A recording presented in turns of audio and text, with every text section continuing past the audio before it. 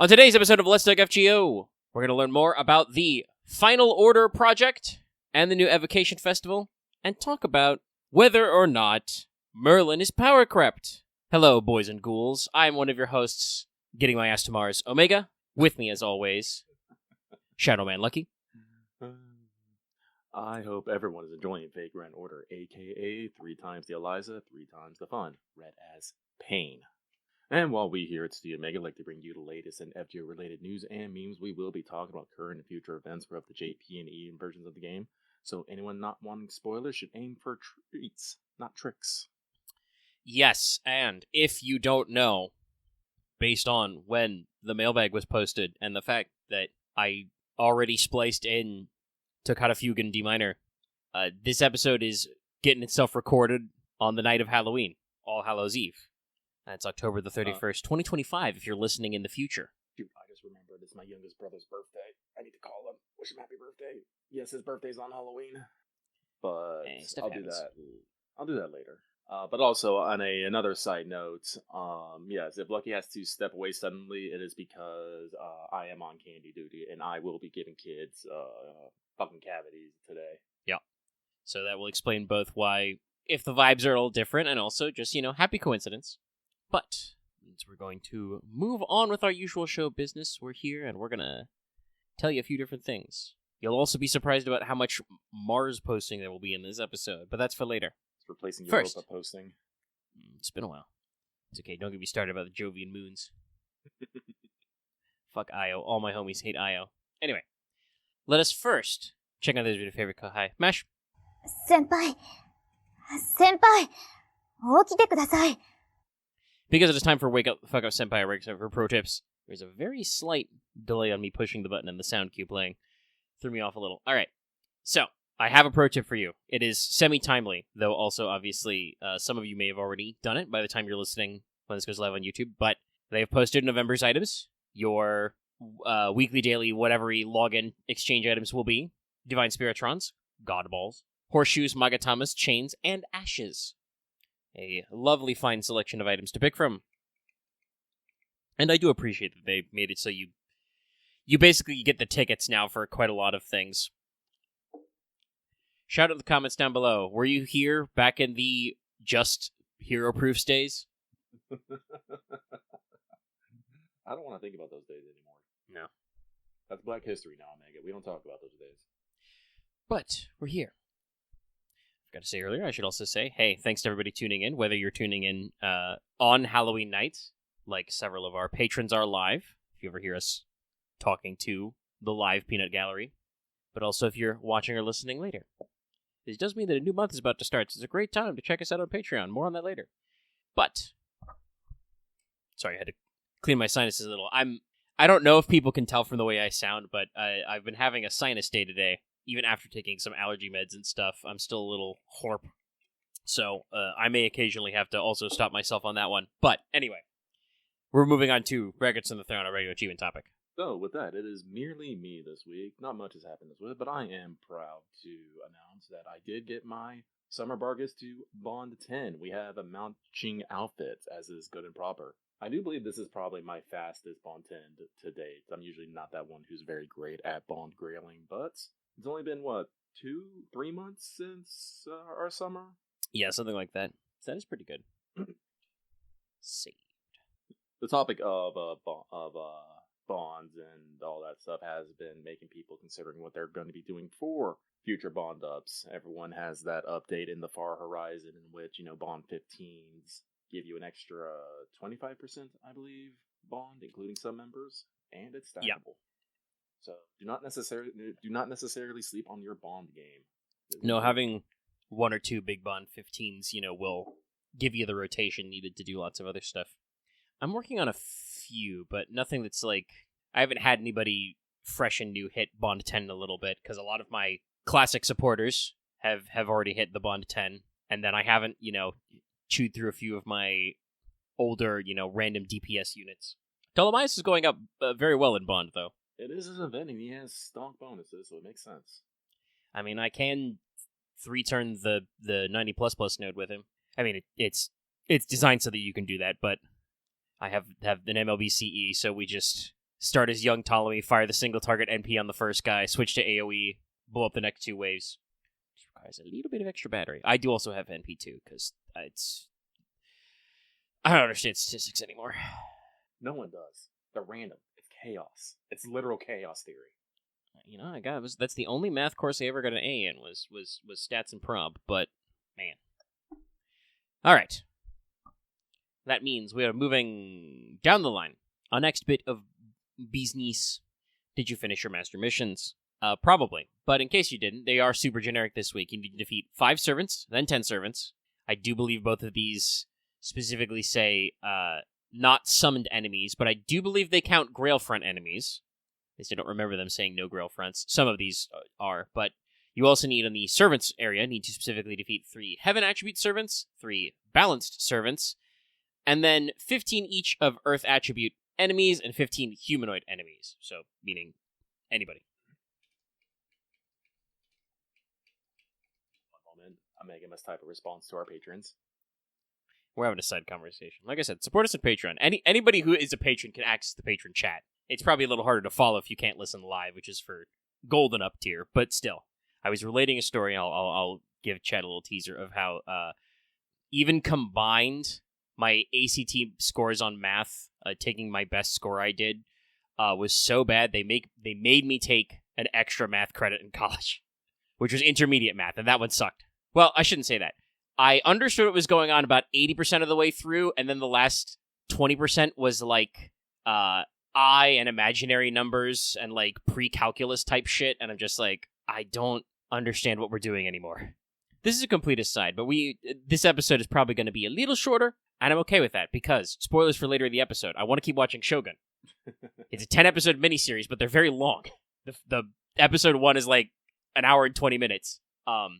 But that's one of those things that's like probably why our education system got a little goofed up. Somewhere along the way, we wanted to really hit it over the head that, like, kids at the high school level had to be doing, like, you know, pre-calculus type math and shit, and it's just like, no, that doesn't, like, maybe you'll find the next math genius, but, like, we don't really need to be doing that. You should save that for if you're going into, like, a specialist school. Like, I don't need to know how to launch rockets. Actually, fuck, if they'd actually taught me how to launch rockets, like if it was specifically rocket math, that probably would have been more interesting. No, it's just I still don't know what we squiggles. need I for. It was just like a math thing that they were like, we got to teach you about this shit, and I'm just like, huh? Ah, yes, common sense, the rarest of scientific subjects. Yeah, it's a tough one. Please, I would like a degree in common sense. No, what they should do, we should defeat the entire pay for tax filing industry by just teaching you how to do your taxes as like a senior level course in high school. Yeah, I pay fucking Civics and consumer math. That's what we should actually, the public should actually be teaching you. Alas, alack. Honestly, that's probably, to talk about the stats and prob conversation, that probably is why I did so good at stats and probability, because that is, I mean, you can do them about hypotheticals, but it is something that both of those have to have numbers that represent something specific, you know?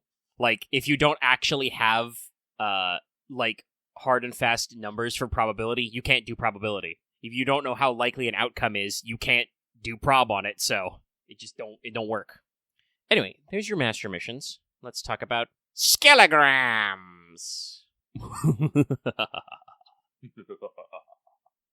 Yeah. We spooky today. Anyway, we got a couple. First of all, what they're calling the Final Order Project, starting the 22nd, going until the 20th of December, so basically until the cutoff for that 1,000 St. Courts.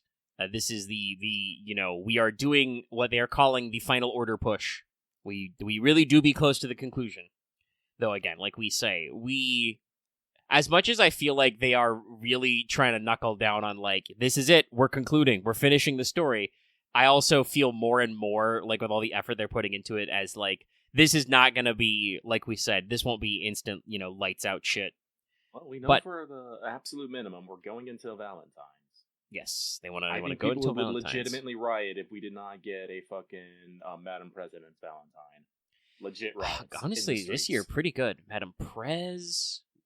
Lilith, yeah, that's another big popular. Obviously, technically this is an excuse to give MASH another one, because she's been upgraded. All of our new Summers. is going to be amazing.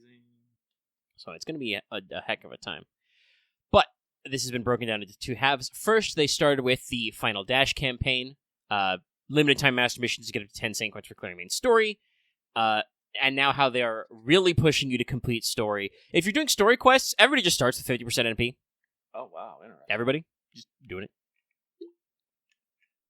Also, they're doing login bonuses for Leyline Stones. And until the 20th, you just get double FP, period. All FP is doubled. Good job. Thumbs up. Thumbs up. And then, starting, well, today, actually, but today, Japan time, the final countdown campaign, starting on the 31st. First of all, a mysterious 50-day cumulative login bonus. Be right back. Oh, he's being trick-or-treated right now. I'll explain that while Lucky is away, before we move on to the next step. But yes, basically, they've said that there's going to be a cumulative, a total number of logins bonus, starting now, basically going until the 20th of December. It has 50 days on it. The reason why I said it's mysterious is because they've only revealed, like, the first 10, which has, like, Saint Quartz and EXPs and stuff. So, expect this to basically be... It's basically like NA's advent calendars type stuff, though not necessarily segregated by login date. But it's a big, long track leading up to, the 50 days mark to just get in there. Once again, do not be shocked if this doesn't end with, like, fucking 100 or at least 30 Saint Quartz at the end or something, because it'll be right smack in the middle of the part 2 ender. He's back. We'll move on to our next bullet point. So after the 50-day total login bonus, we don't know what else in it. 0 AP story up through Ordeal Call 4. Damn. And I think this is extended until the 20th as well. So basically, doing story is free, except for Epic of Remnant. Then you get 50% starting NP. So do story. This is your last chance. Honestly? Do story. Honestly, the more I think about it, I think probably doing story should always have been free.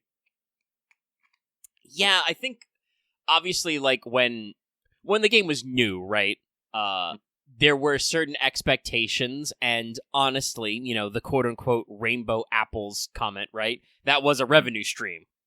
It's true. So, like, they were doing just kind of like how everybody did, and then, like, partway through part 1, they realized, wait a minute, if there's no battles, and it's just story, what if we just didn't charge you, like, hardly any AP at all? Because I think most battle nodes, no battle nodes, are either 0 or, like, 1. Well, alternatively, I think it's because developers probably realize that when people are spending AP and not actually making a lot of progress through the game, they lose interest in the game and drop it. It's true. Yes, you have a cap on how much you can do. God, I mean, there are a few stories where there are a lot of fights that are supposed to be higher difficulty, which I don't know if that's supposed to be like an encouragement to like ramp up, master level.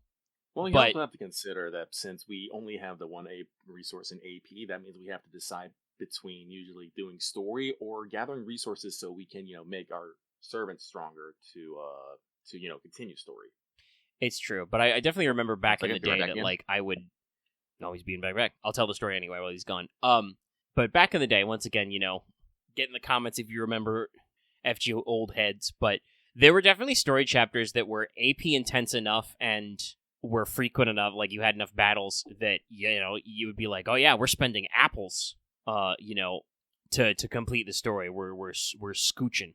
But these days, I kind of don't feel like even when I am rushing the story that I'm necessarily, like, yeah, you do eventually run out of AP, but even when it's not 0 AP, the, like, permanent half and quarter APs on everything, and so on and so forth, just means that, like, it's so, such a drop in the bucket. It's Bowser. Nice.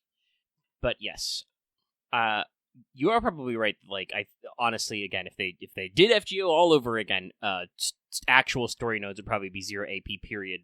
Maybe, like, some number of AP for, like, bigger boss fights to be like, hey, you committed to this today? Like, you sure you don't want to spend your AP to, like, level up your servants first? But most of the, like... But also, honestly, the game design's gotten a lot better. The jokes about, wyverns and stuff, there were just fights for no reason in the early days as well. Yeah. Which now like basically said, never FGO has happens. learned many lessons over the years, and of course we can say, now, things should have been the way back then, but FGO is a game that's 10 years old, and game design and consumer habits have changed greatly over those 10 years. Yeah, it's like there are modern games which are, like, lots of phone games are still, like, AP-ish based, but usually have a very strong system all the time to actually get in there. Like, I feel like I can count the number of times I've actually run out of intel in Girls Frontline 2, like, on one hand. Because you're just... Yes, you do have a cap, but the game just intrinsically lets you go over cap, like, by a lot. And you have so many recovery items, so it usually doesn't even matter. Honestly, I bet that would probably be what FGO these days would do, is they probably would like have like an AP cap, because I actually think in some like quarters, games like this are supposed to have some sort of built-in system where you have to stop playing at some point. Like, there's a lot of concerns over like, and a lot of controversies over the years of like, you know, gaming until you fall over dead. Mm-hmm. The old school like WoW internet cafe problems. But what FGO 2 would probably do is you would just, you know, be able to eat apples like basically whenever and get backlog and probably have more apples like all the time. Actually, honestly, you can probably can you pre-spend apples? As long as you are under your AP thing. Okay, so you can't go over cap, but you have to be at least one under. Yes. They might, like I said, they might just make it so you can spend apples even if you're full, just for extra AP. Anyway, extra DaVinci Shop inventory. Both DaVinci's MP Shop and Rare Prism Shop are getting extra stuff. They're adding some more command codes to the Rare Prism Shop, and they're adding the Misaki High School, the Santa, and the Summer Street Mystic codes to the RP Shop permanently. They are also free at certain milestones. 2 of them are free if you clear Solomon. 1 of them is free if you clear Trum. So, you know, catching up on making sure you have all your tools. This is a shorter time frame, but specifically they're doing half AP dailies and all open until the 7th of November. So giving you about a week. And just flat out, double suck chance, half QP cost for upgrading servants until the 20th of December. Everyone loves their double suck. Just like in general, they're going to try and make, you know, leveling that little bit easier. But we also today got an announcement in JP of Evocation Festival Part 14. Probably the last one before we hit the finale, unless they squeak another one in December. Do we have any welfares left? We just got the new one with Eliza. We do have Summer Hyun Jo. I mean, there were a couple that were this year. Yeah, that was... So, like, Hyun and you know, obviously you mentioned Eliza at the end is brand new, but her event's still ongoing, so that you wouldn't do an evocation for that anyway. Shoot, but there was... Well, honestly, yeah, let's see. Let's see if we, like... I do believe they said we're not getting a Christmas this year because we're so all in on the finale, if I remember correctly. Yeah, I think so. There might not be a third welfare fair for them to pull out another evocation festival, mayhaps. Or if FGO continues on in the new year past Valentine's, maybe they'll pull out a third one and they can have enough for another one. It does seem like the evocation festivals are done in 3s, so we will see. Yep. But it's Sojuro, Santa Abbey, and Minor Go. 2 outer gods and just some boy from some town. Yeah. Well, he's a little bit of a freak, but it's very funny. We do get limited time master missions related to these servants. Also, just in general for these, these selected servants, they get double XP. They get half AP on Ember specifically for a longer time period, and Archer, Caster, and Saber Rider will be available all the time for these 2 weeks. 20% bond on the selected servants, and they get plus 50% damage in quests. I believe both free and main quests. They also have a summon banner for 5-star Van Gogh and Abby. Speaking of banners, I did not jot them down because, honestly, JP has almost too many banners at this point. Banners all the time. Banners for days. Banners on banners on banners. But they did also announce, 2 more Halloween summon campaigns, which I think is basically everybody who's ever been in a Halloween. Yeah, so Summon Campaign 1 is Super Liz. Number 2 is Achilles and Penth, I guess for, CEO. And then the other is Jacques de Molay, and also Siegfried and Kremhild, on the same banner. Cool. And number 3 is Osakabe Hime and Suna, and Vlad 3 and Carmilla. So yeah, we're basically... Yeah, I'm pretty sure between all of these, everybody who's ever done doggone been a Halloween. But that's that. I'm pretty sure English doesn't have anything new going on because they announced the story support campaign last week. So we're just wrapping up the Grail Front. Probably have some news for November soon. In fact, wouldn't be surprised if we don't get another little roadmap or something. Another little hey, this thing. What came next in JP? I know we still got a Gouda Gouda this year. Is that going to be our big November event? I think so. I mean, obviously we have, because the English version is the English version, we'll have something going on around Thanksgiving. It's true. Another Gil banner. A downloads campaign, and then, we'll probably then hit Gudis. Udas with the units I definitely cannot roll for. Please do not make me love them in story. My wallet cannot handle it. Kenpachi, Usagi Kenshin, who is definitely not Kagetora. No, the name thing's actually important, but anyway. That's the news. So, with that, we are going to pivot over to this week's Let's Talk FGO Mailbag, the segment where we read what you have to say and comment accordingly. Let me refresh this page one last time. And we have five lovely comments, and we'll get to them all right now. Someone has pulled it up. Looks like the Guda Guda event will be scheduled for late November. So we might have a couple weeks of quote-unquote downtime then. But on to the mailbag. This first one comes from the Tyrant King mobilizing to trying to find an IBO star deck to play the Gundam TCG. But they say, hey guys, with Halloween almost over, what is your favorite Halloween movie or TV special? Also, favorite anime monster character. Anyway, that's it for me. Sending good vibes your way. Wah wah wah wah wah wah wah. And hope you have a great evening. So unfortunately, Lucky doesn't necessarily, I don't think I can say I actually have like a favorite Halloween thing. While I do like Halloween, it's usually for costumes and candy rather than any sort of media. Lucky's never been particularly fond of scary movies for a variety of reasons, and more, sorry, I'm thinking of a good word here. I guess I want to say childish Halloween interests. Well, they stayed in my childhood, I would say. So, I don't think I have a proper answer for that one. Do you, Omega? Honestly, no, kind of the same. Like, I certainly like some, like, horror or thriller classics, but not a lot of the, like, what you would think of as the Halloween type movies. I'm a strong stan for The Nightmare Before Christmas, which is a movie you can watch at both Halloween and Christmas, and should watch it both. But, playing This Is Halloween on loop is usually enough for me. I'll be right back. He'll be right back. He's being trick-or-treated at this moment. He's got treats so he won't get tricked. And obviously, like, I've seen a few people, circling around like, oh, maybe, you should watch Aliens on Halloween or something like that. Again, don't know if I'll have time for it because we're recording the show and I have other media stuff I want to catch up on, but I was a big fan of a post I saw, I think, earlier this month saying that, like, I should rewatch The Mummy for Halloween. There are spook-adjacent movies I like, but none very strong. I mean, I will, as always, do a call to action that nobody will respond to, but I would genuinely, I don't know, we get a few, but I don't know why people are so, I guess, I don't know, people are like fast-forwarding through mailbag or what, but I don't know why people seem so allergic to leave in the comments sometimes, but, like, genuinely, I am curious if people have a go-to Halloween movie. Like, Lucky and I are working on a movie list, and so it won't be Halloween time again, but, seriously, if you do have a like, movie that is your Halloween go-to, do leave it in the comments. We'll gather information that way. And I'm back. There was a girl dressed as the clown from It. It was a little creepy. Boy, kids are getting pretty advanced these days. Pennywise, right? Yes. Pennywise the clown. They were also very ecstatic that I was giving out handfuls of candy. Nice. Lucky don't skip on the treats. Nice.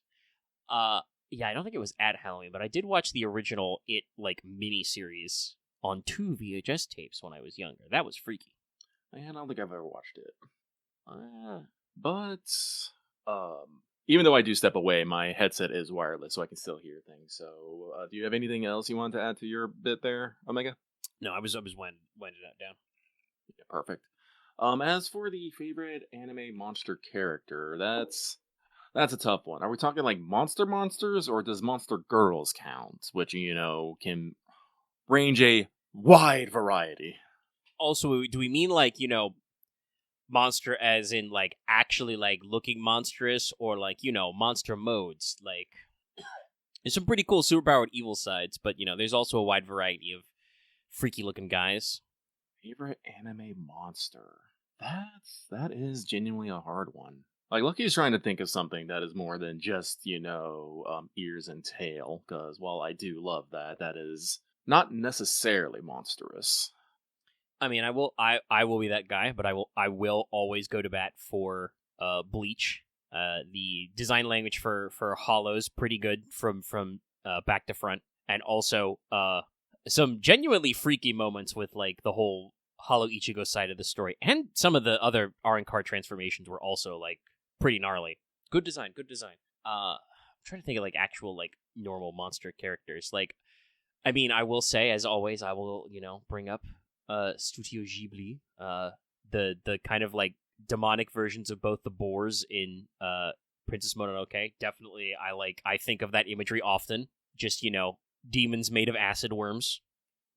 Unfortunately, I feel like this is such a this is one of those topics that I actually would have to sit down, look at myself, look out the window, listen to the rain falling, look deep within myself to try and find an answer, because you'd have to sit on the mat and stare at the tree while somebody goes, oh.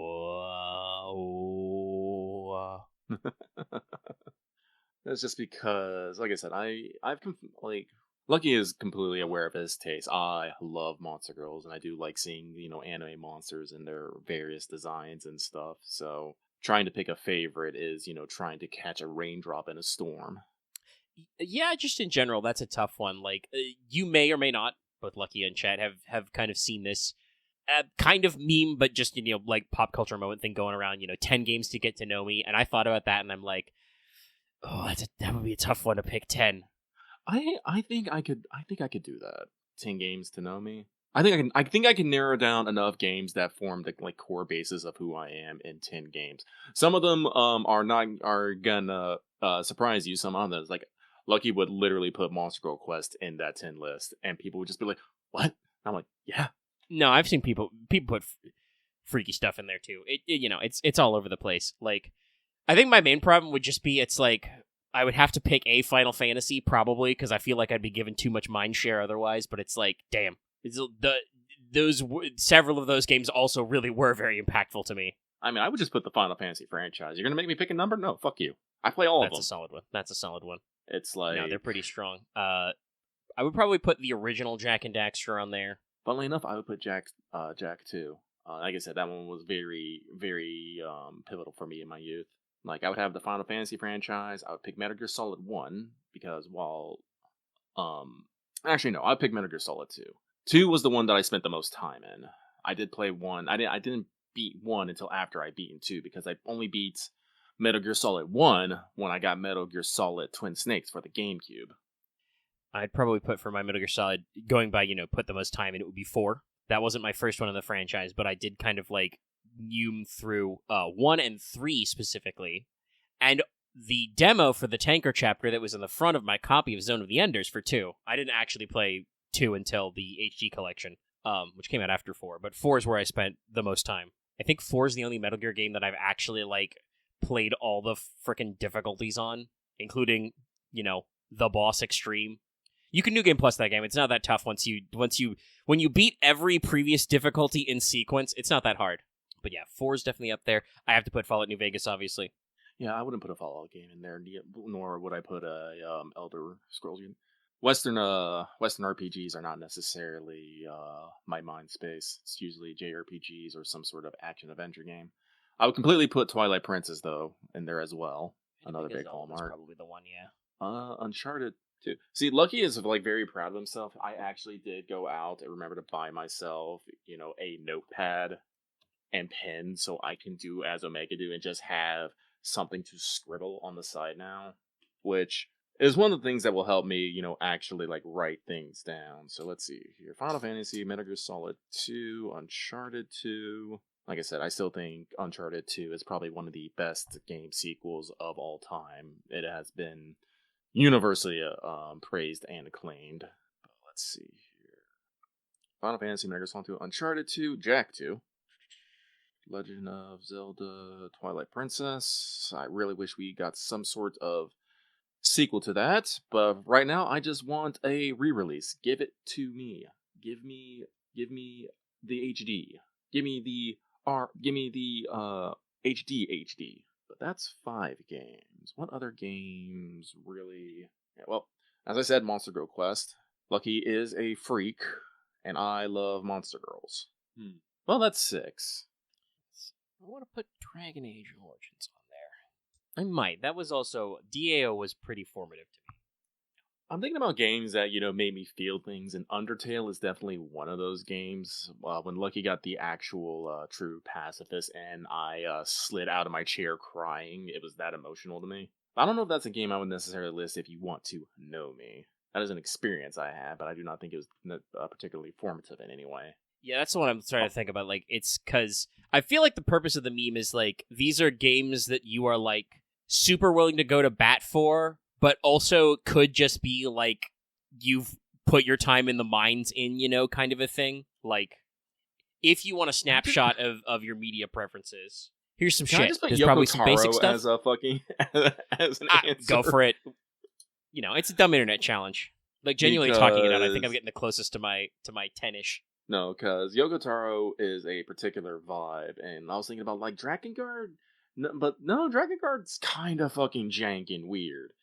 Then, starting talking about Nier, Gestalt, and Replicant, I'm all like, also interesting, but, weird and jank. And then we move on to Nier Automata, which is, one of the greatest goddamn games of all time, but this is after Yoko Taro has worked upon things, and people have, corralled him into a corner and be like, no, Yoko Taro, you can't do that. And he's like, fuck you, I do what I want. And flies out of the building using his fucking Emil helmet as a rocket booster. He wants money, buddy.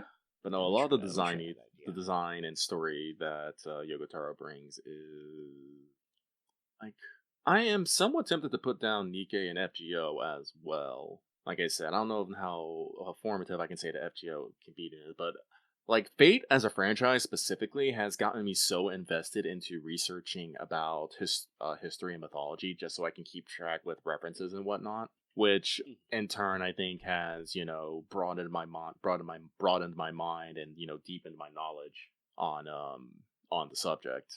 If I didn't play Fate, Lucky would not be as well versed as I am in, like, several historical topics. Not to say that I, consider myself an expert in any of them, but I would be a lot dumber if not for Fate. I can tell you that right now. Yeah, I'm going to put FGO in there as well. I'll refrain from Nikki, because while Nikki does have a very good storyline, and I am literally staring at the hourglass every time we finish a story chapter, I do not think it's necessarily influenced me as a person.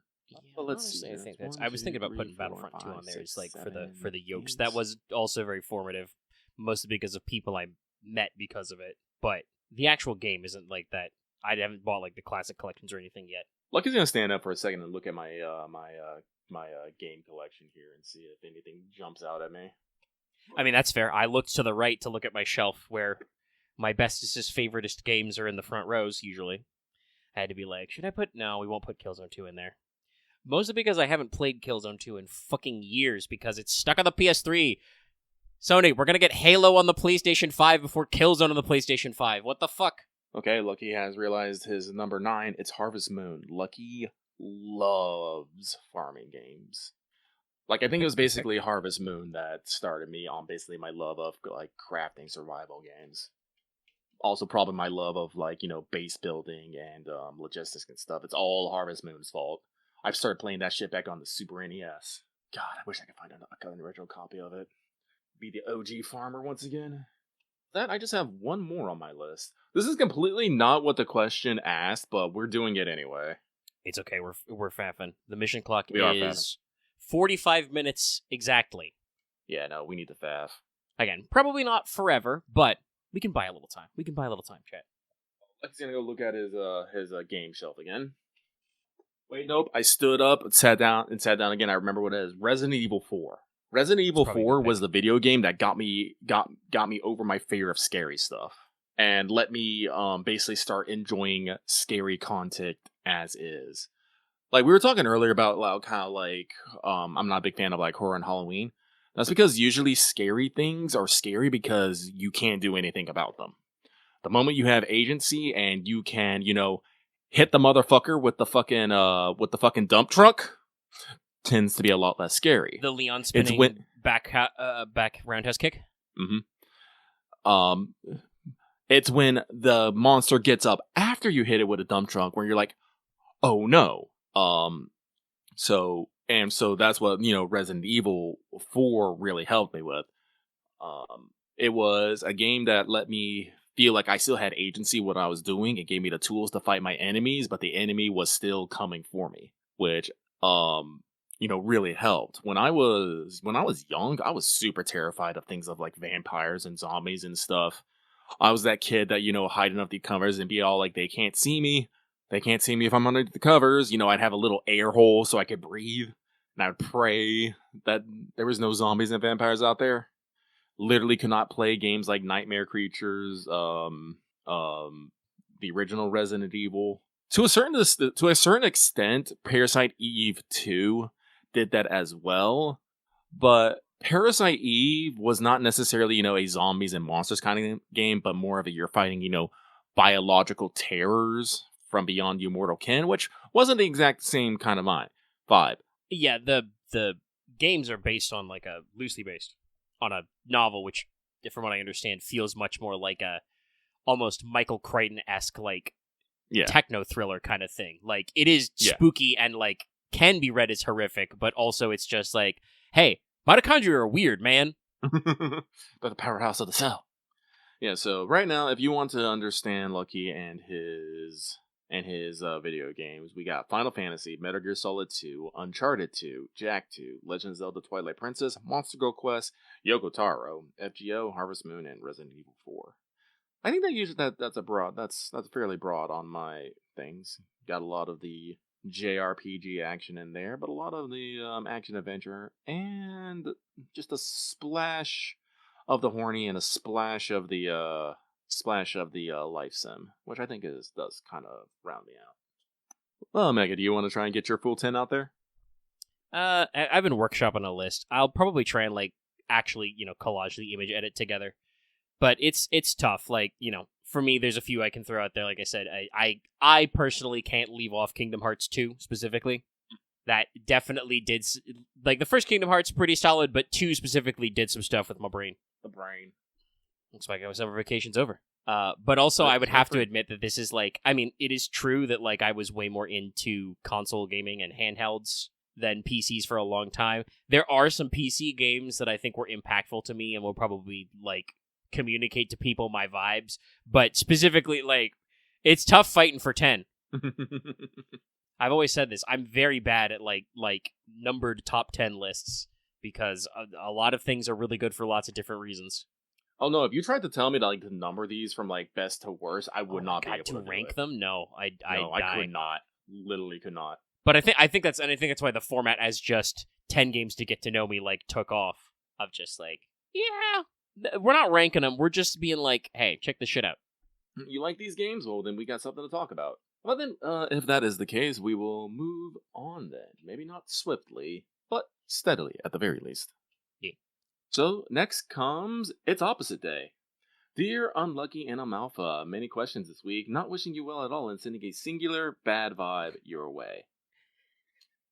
Well, how dare you? I am completely upset about this and hate your guts. I wish to never see you again. We will stay here forever. This next one comes from Agent 418, who says, hello, Lucky and Mega, spending spooky vibes. I do not know how to wah-wah-wah spookily, unfortunately, so we will not. Maybe if I had a reverb button, but I don't. Felt free to ignore my PS, if Lucky finds it too rambling. P.S. Have a good Halloween, y'all. I personally will be enjoying Nevada Day at work because it's not a state holiday. We get the day off for some reason. Interesting. Nevada Day. 1 second while I consult Google about this. Hey Google, what the fuck is Nevada Day? Nevada Day is a legal holiday in the state of Nevada in the United States. It commemorates the state's August 31st, 1864 admission to the Union. The first known observance of Nevada Day was held by the Pacific Coast Pioneer Society during the 1870s. The Nevada legislature established it as a state holiday in 1933. Interesting. Well, today I've learned something. Is that Nevada has a birthday, I suppose. I think a decent number of states do, but I don't know how many actually, make a big deal out of it. But with that, we move swiftly on. And we reach Monster Girl Aficionado, who says, Dear Lucky and Omega, since we had the FF14 live letter this morning, what are you looking forward to in patch 7.4? Sending good vibes, Wah, wah, wah, wah, wah, wah, wah. And wishing you well. Keep up the great work. P.S. Do your PvP ladder. See, they're no longer reminding. They're just telling us, do it. Joke's on you, I did it already. Yes, thankfully I was able to log in earlier and get a front lines done, and which I was very salty to our team because they were all like, ignore blue, focus on yellow. Guess what? Blue won. I'm just like, yes, ignore blue. An excellent plan. I joined a team who were bullied heavily by the other two teams, but then once again rose to a spicy second place, and honestly, it was both the other teams were at like 1,200 out of 14, and the spawns fucked us a little bit. It was one of those cases where you start off bad, and nobody really said anything. I think everybody just shut the fuck up and locked in. Mm-hmm. And then I did some Arcveld. I had to fix all my tank glams. But we'll probably talk about it more at length once we're in the What's Up zone, which probably will not be too long in the future. But like I said, we did have the live letter from the producer last night, in which Yoshi P came out and gave us a bunch of slides for 7.4, which will be happening mid-December. So we have a little more than a month before it happens, so plenty of time to knock out PvP, get all sorts of grinding done. As I said, I have not actually went and checked on what the stream had to say permanently. Lucky thought that the live letter was tonight, not yesterday tonight.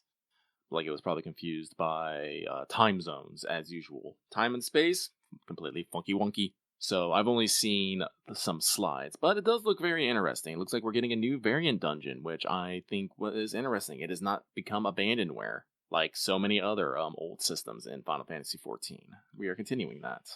Yeah, and the Merchant's Tale, which looks like we're yeah, and they're doing some. Yeah, they are doing some things to improve it. So I am looking forward to that. As of course, as always, I think I'm probably the most interested in the MSQ. Like I said, we have finally wrapped up the Sphene storyline in a way that is most satisfactory, and we are starting to start planting our seeds that will grow into the next major expansion with this thing. So I'm excited to see where we're going. They did show us a new trial, which looks like we are going to be finding some sort of demonic electrope train. Hell on wheels, yeah. Yep, I'm not sure if that is a story trial or if that is a Hildebrandt trial, because they also did speak about how we'll also be getting even more Hildebrandt adventures. I hope it's Hildebrandt related. I hope this is our Ashura equivalent. Oh, be right back. He'll be right back. Yeah, the new dungeon they showed, Mistwake, still looks a little electrope adjacent, but it does seem like we're going into new stuff. There's quite a wide variety of things. Look, he is back. They did also talk about how they will be doing more of cosmic exploration, and they'll be doing the next section of the Occult Crescent. That is something I probably really actually need to get into, is actually finishing off my relic weapon and trying to get through the tower. Yeah, I should finish up because they're, for sure with the update, we're adding the 3 new Phantom jobs. Yes. Mystic Knight, Dancer, Gladiator, and we're going to revamp, give you some accessories to unlock and stuff to pave the way for 7.5. I think will be the actual the next zone and another tower. Mm-hmm. And also our next relic step. It says items required for a weapon enhancement can be obtained from various duties, including the Occult Crescent. Oh no. It'd be good to much to my detriment. I have not been putting a lot of time into Final Fantasy XIV, but I am hoping that 7.4 looming on the horizon will reinvigorate me. What's actually going to reinvigorate me to play 14, though, is whenever we finally get the teaser trailer for the next expansion. That's going to make me vibrate. Yeah, that's still a little ways away, but yes, we're cooking on some stuff. Some very interesting things. I saw a blog post that says that 7.5 is going to be another fun one because that'll be the Occult Crescent, and I believe, based on what they said, that's when we're on the track for Beastmaster. Yes. But, I mean, we'll talk about the full thing there. If you want my bite-sized answer, glams are going to be unlocked from level and class restrictions. Mm-hmm.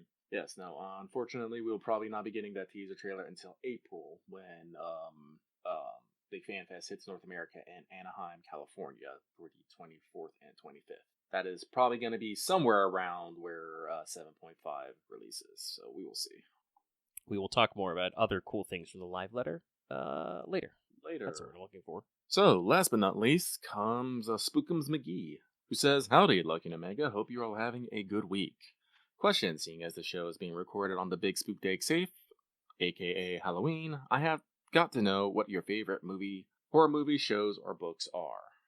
Unfortunately, this is retreading old ground. I do believe we have both said that we don't particularly have favorite Yeah, I such don't have a genres. go-to movie, and I do also add about stories and like books, I should say, and TV to that. It's still on my list to go back and rewatch the old Disney Channel original Halloween Town movies. Those were big when I was a kid, but as Lucky brought this up earlier, I haven't actually, despite having Disney Plus, gone back and watched those. No, there was many cool things when we were kids, but while some things from your childhood stay with you, not everything does. But that is the mailbag, everyone. Thank you so much for sending in your submissions, and I'm looking forward to them next week as well. Yeah. Mailbag, it's every week. All right. Let us take a brief intermingle. Let's all go to the lobby. And we're back. Alright, that means it's time for Caldeus Free Talkus. Let us start with a follow-up to last week, because you can actually obtain Elizabeth of the End in the game. The slaminous new welfare in JP. This is actually pretty long, but that's mostly because I put some extra jokes in here. Because I would first of all like to remind you that jokes are the deepest lore, and you should play Extella. As always, Nasu called his shot literally like 10 years ago. I actually do not know what he references with this, so I am very curious. Somebody in our chat might be able to grab the screenshot, but there is a line of dialogue from Extella of Liz talking about how if she got the regalia, she would become an all-powerful monster and possibly, be the equal of the great, Titan of Mars. Excellent. And now we have Mars Liz Mars, a.k.a. Planet P, the planet pumpkin. I guess Mars is kind of reddish-orange. It's kind of like a pumpkin. But yeah, no, just... I'm sure this isn't what Nasu meant, like, 10 years ago in Extella, but it's just one of those things that, like, he remembered. Oh yeah, I did say that. Okay, roll with it. Anyway, Eliza Olympus here is pretty cracked. She's got pretty high HP and attack for a 4-star Avenger. Obviously, Avengers aren't usually really heavy on the HP, but she has as much HP as the guy who literally came out last event as a banner 4-star, and also has, like, 200 more attack than him. So she's doing pretty good. I think her HP numbers, honestly, are pretty common for 4-star Avengers, so she's doing pretty good. She is QA. Definitely one buster for each of the 3-headed King Liz. She also has fairly average NP gain and high hits. It's like 0.55 or 0.56. I don't remember exactly. And then she's got like, I think 6 hits on her quick card. It's 5 or 6 and then 4 on the arts. So we're doing the old, if you actually hit with the non-buster cards, you'll generate some NP. Or you won't. Who cares? Anyway, definitely unrelated fact. But on Mars, Tharsis Plateau. It's a big volcanic plateau. It's very famous. One of the big things about it is there's 3 volcanoes on it, Montes, the plural of Mons, which are spaced roughly evenly in a big line of 3. These are known as the Tharsis Montes, and they are the Acraeus Mons, the Pavonis Mons, and the Arcia Mons. They are close, not the all exact line, but close to Olympus Mons, the tallest mountain in our solar system. It's also in the Tharsis region, it's just in the northwest corner. Anyway, there's absolutely no reason I could have told you that fact. It is definitely also not related, perhaps, to the name of Elizabeth of the End's NP. Anyway, her NP is AoE Buster. It removes all offensive buffs from the enemy. It also gives them 1k of Curse and Burn for 3 turns. And the Overcharge effect is just Buster up for a turn first. So, pretty decent stuff. Her first skill is a 20-30% battery for self. Again, pretty normal. But also, the party gets 5 to 10 NP per turn for 3. And the party gets 5 to 10 stars per turn for 3. I heard that is per turn, but I can read my own writing very well. And yes, this does say specifically party gets star regeneration, so I believe it is similar to Himiko, where everybody gets the star generation. So actually, if you have all 3 party members with the buff live, you're getting 30 stars per turn. Her second skill is basically a charisma, 10 to 20% attack up, and crit up for 3 turns, an additional 20 to 30% crit up if it's a Halloween field, and also 20 to 30 stars straight up. So if you use this the turn after you use her battery up and the stars per turn up, you're going to generate like 60 stars. Just going to max out on stars. Pretty solid. Her final skill gives a targeted ally 30-50% buster up for 3 turns, So it's mana burst / hero creation for 3 turns. Also gives them 30 to 50% crit up for those 3 turns, and a huge star absorb, at the cost that Eliza drops to 1 HP and she takes 1k damage every turn for 3 turns. This is not a dot, by the way. This is just a, demerit buff. Which will kill her even if the battle is over. They specifically say that this reduces you below 1 HP. So, she will explode if you use this skill poorly. She will also explode if you use this skill correctly. Sounds like Eliza. Yeah, people have been pointing out, the merits of, again, self-cleaning supports. And so, fun fact for her passives, it's just Oblivion Correction for more crit. It's Oblivion Correction EX, by the way, 12% crit up all the time. And the self-replenishment for 3.8 NP per turn. She does not have the Avenger passive, funnily enough. She is an Avengerless Avenger, which means that you don't get the team debuff demerit, and she doesn't get the extra defensive NP gain, but that's okay. Even her Bond CE is pretty fun. First of all, the jokes, it's a cult manual about King Eliza. And also, its effect is, if she dies, the whole party gets 30% NP. So, yeah. Now, people have been drawing unflattering comparisons to Merlin because of this. I do want to say, we're not actually power creeping Merlin, because Merlin as a unit was not designed for you to buster turn and burn. Like, that the fact that you could use Merlin to magnify buster damage to one-shot every single enemy in the game was, I think, not exactly as intended. Which is why Merlin has something that you'll notice this Eliza does not: defenses. Merlin has a team-wide invul, and also does stuff like HP regen on his NP and stuff like that. So, like, they are actually different units in that they do different things. But if you want to focus on maximizing buster damage, Mars King Eliza, to make her sound more like a kaiju, is an excellent member of the team who can also basically accidentally delete herself to rotate in more supports. But only at the end of the turn, mind you. She only takes the damage at the end, so it's not like doing a plug suit. You have to, like, plan it out a little. You have to think. So, she's very solid, very strong, and has a lot of fun stuff going on there. Also, I'm pretty sure every Liz is Buster, so this is basically also more Liz support. So yeah, this is a good one. If people are saying she's replacing the Avenger Chloe, that seems fair, because you can also use this Liz to farm, because she has a lot of battery options for herself, and she self swaps, which is something that, like, I'm trying to remember how Chloe's swap works. But yeah, no. Like I said, I've seen a lot of people. I think specifically it's people comparing Eliza of the Elizabeth of the End's third skill in hero creation. It's like, yes, Elizabeth has a better damage focus, because that's like, 3 turns of 50% crit plus also a star absorb and 3 turns of the buster up versus 1 turn. Again, reminding you, hero creation also comes with a big max HP buff. Like, they're slightly different. But I've seen some memes. If you want an Avenger farmer, though, honestly, just, put a Guts or a Healer on her, and you just, don't make it so you don't explode. Give her, at least a 1001 HP to work with, and you can probably fire some NP and kill some guys. Hell, for 90++ farming, you might even let her drop her HP below 0 and just get a new guy in. I do also think, obviously, that absolutely the whatchamacallit, the Bond CE is, like, there's a lot of decent Bond CEs. I feel like with the way this Eliza works is you're going to mainline to that one pretty fast. You're going to want to max out that Bond. Yeah. Just because it further gives her more of a gimmick. Also, if I remember correctly, I'm pretty sure basically every Liz after the first one has stupid easy Bond to level.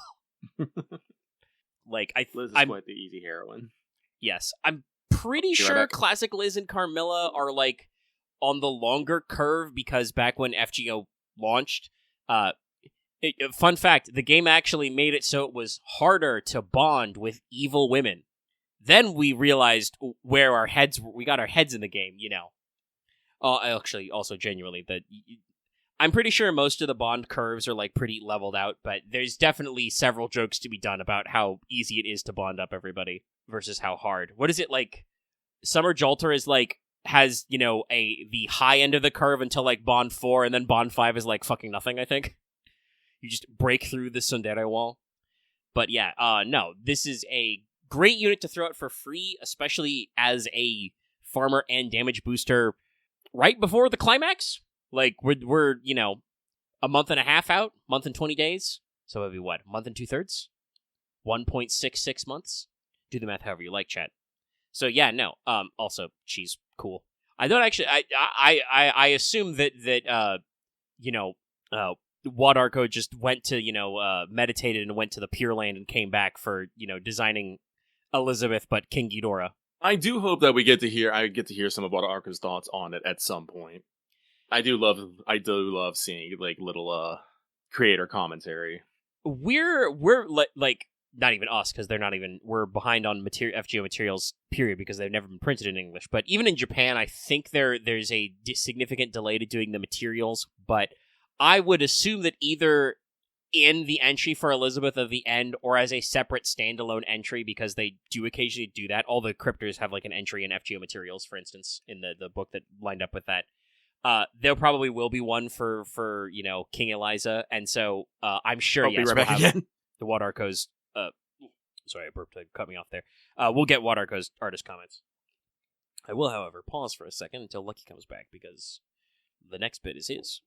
While we do have FGO mats, we have been getting the Chaldea break rooms, which sometimes also have creator commentary in them, so we can hope for that. I do find it actually somewhat amusing that Chaldea break room was originally a North American idea, but they became, so well liked that they actually decided to start translating them to Japanese as well. Because people just generally like knowing more about what's going on behind the scenes.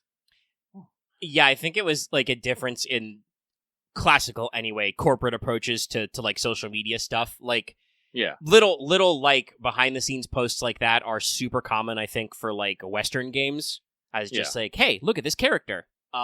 And so, probably somebody in, like, the Aniplex office suggested, like, oh, hey, to drum up social media stuff, why don't we, do some stuff? Can we, can you... I don't even know if you need to call up the artist, like, given how much some of them are collaborators. You probably just, open the door and be like, yo, what's up? But then, yes, actually, I think there were some Japanese fans who were like, hey, this thing that the English version, the North American version gets is pretty cool. Where's this for us? And so, yeah, FGO went, oh, you want this too? Okay, here you go. I think that's actually one of the funny areas where technically the JP version is behind. Like they don't simulpost them. But yes, that they could have like so many mats though. FGO mats though. I cry every time. Lucky's been crying about our lack of official Fate content over here in a variety of ways. Yeah, no, yeah. That'll be in our upcoming. Also with Wadarko, I mean, she's on Twitter still. And also, like, is big enough on her own that she's doing, like, exhibitions and stuff. So I also wouldn't be shocked if we got, like, random comments on this later. It's true. She's gotten popular enough that her art books and stuff, like her big one, was actually released in English as well.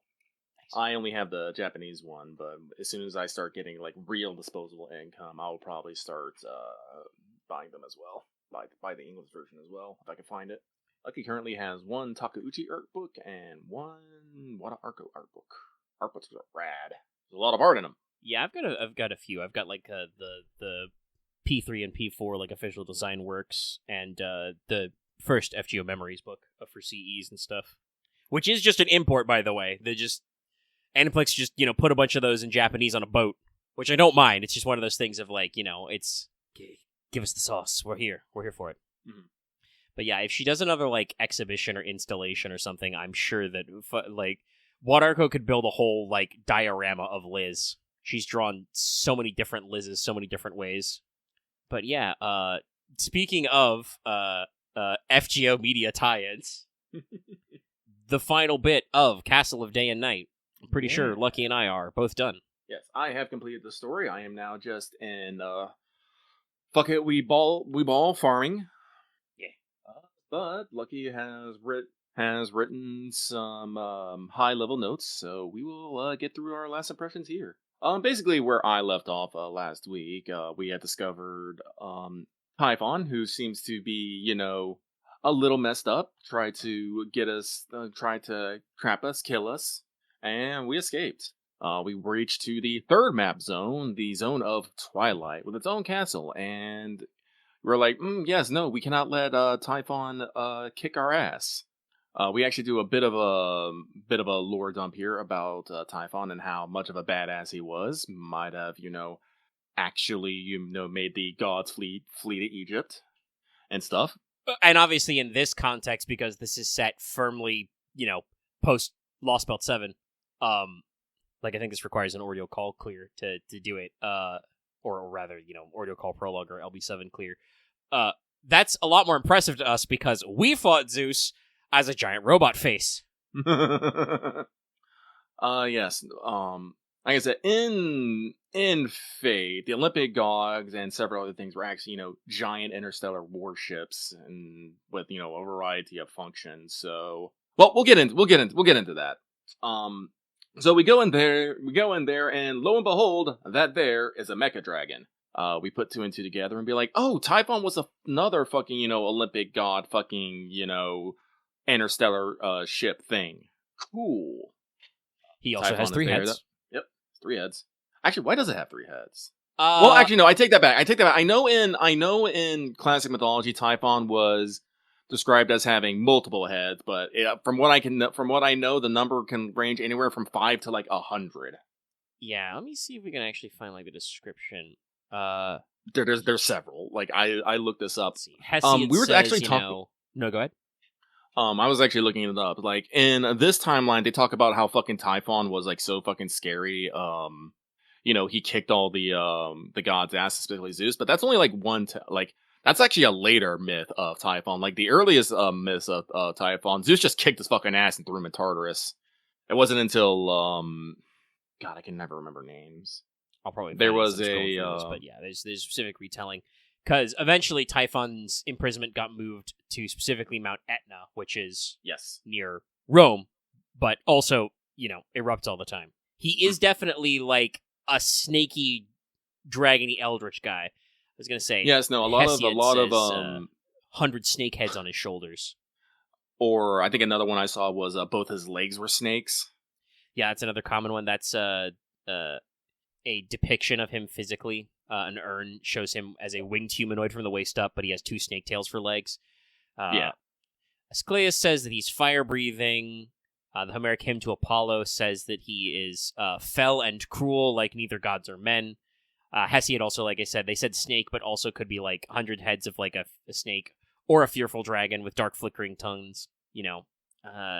Nonus describes some of these guys were hitting the serpentine. wine codes a little too hard, I feel sometimes. Oh god, sorry. The exact quote from Nonus is great. Nonus makes reference to Typhon's serpentine nature. Tangled army of snakes, snaky feet, snaky hair, a poison-spitting viper, every hair belched viper poison, spat showers of poison from his throat. I'm pretty sure it's, best to say that, Typhon is kind of the father of monsters archetype, being, all great out there, but he is very often related to great snakes or dragony type guys. Yes. And also probably, especially once they add the Mount Etna itself, he is basically the personification of, the volcano. I think actually, I don't remember if this is in the notes later, but Da Vinci actually talks about this later. Because she talks about, Typhon being an embodied phenomena. Yes, no. It is later, but yeah, she does talk, it basically talks about how Typhon basically can maintain divinity levels of power without actually needing, faith or worship. They are just a phenomenon that exists and can maintain themselves, which is one of the reasons that makes them such a fucking badass. Yeah, he's not a deity created by humans or deified by humans.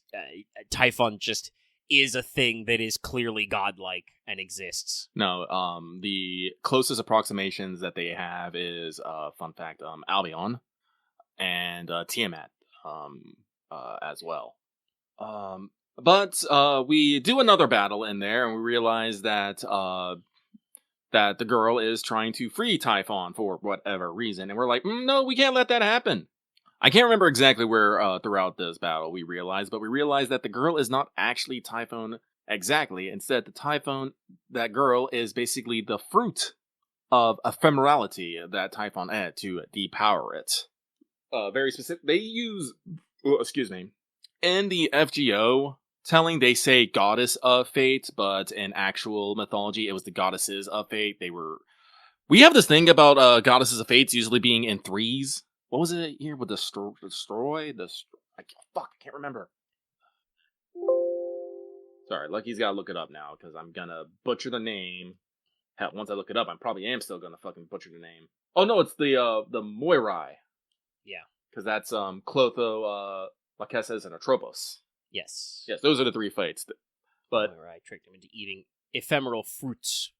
Also, yes. I'm looking at the quote, and it's Hesiod, Asclepius, and Pindar talk about the quotes where it's multiple fruits actually. Yeah. But I guess they decided to simplify it a bit for fate. And basically, they say that the fruit is basically a anti-Holy Grail. Basically, defeat it, weaken Typhon by making sure that any wish that it had would not come true. This is where we get this lovely scene of, true name fused, and you go from Typhon to Typhon Ephemeros. It was actually fairly cool. Yeah. Unfortunately, Big Man Gordolf says, we can't let Typhon escape. And, well, that was a wish, and if the anti-wish granter, wants to grant us the opposite of our wish, that means, Typhon's gotta get free. This wasn't her A plan. Apparently, she was gathering power by, cycling the textures in this round to do something with. I gotta be right back. More trick-or-treaters. I can explain. I think if I understand what her A plan was, is it's basically, because we make a lot of comparisons to Fuyuki later, it's basically like the Fuyuki Greater Grail idea, where instead of a giant ball, it's Typhon. Basically, she's going to repeat the ritual of the Holy Grail over and over again, gathering up everybody's magical energy and wishes until she has enough in the container to let Typhon out. We just keep cycling the energy over and over again. But obviously, that would be, bad. Honestly, not quite the same, but similar to the thing we dealt with in Paper Moon. Alright, I'm back. Buster tried to make a break for freedom so we can go meet the trick-or-treaters. Damn dog. But, after this fact, Typhon decides to blast us with Dragon Breath, and we have to escape into Ptolemy's, library to survive. But even then, the blast was so powerful, we still get blasted out of the castle. And before we get blasted, we get a little bit of Ephemeros's, motive rant, basically, of being like, your wishes suck. Stop wishing for things. Have you ever had a battle you wish you didn't win? Yeah, have you ever won a fight you wish you hadn't? Yeah. Which is just a hell of a zinger. We flash back through 6 of 7 lost belts. We don't give a fair about LB3.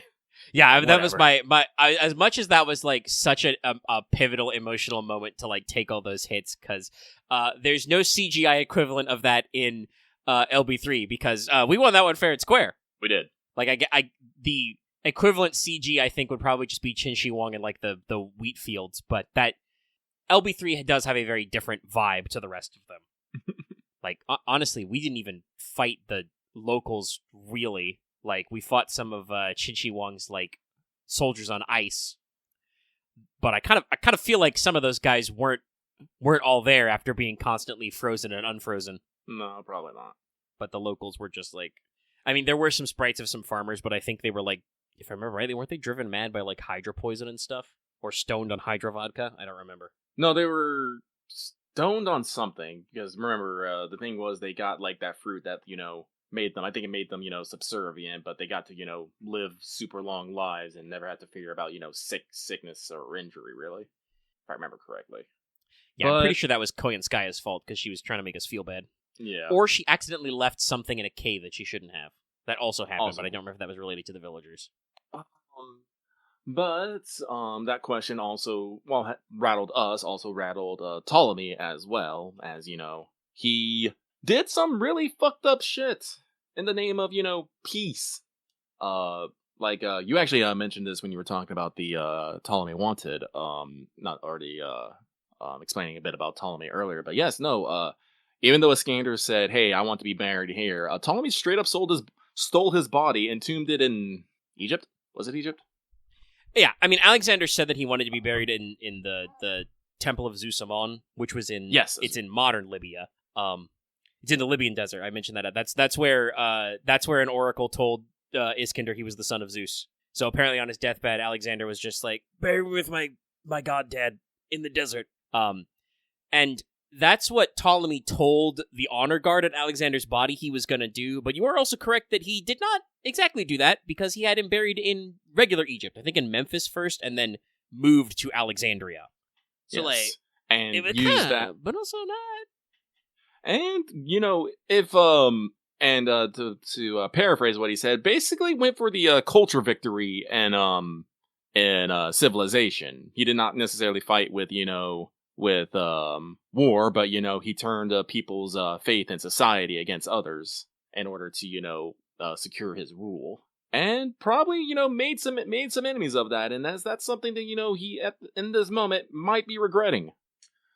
But like I said, we have a team meeting and we kind of talk it out and come to the realization that people sometimes do the wrong things for the right reasons, but one should not turn their eyes away from either of those facts. Acknowledge that you did something wrong, but also acknowledge that you did something right.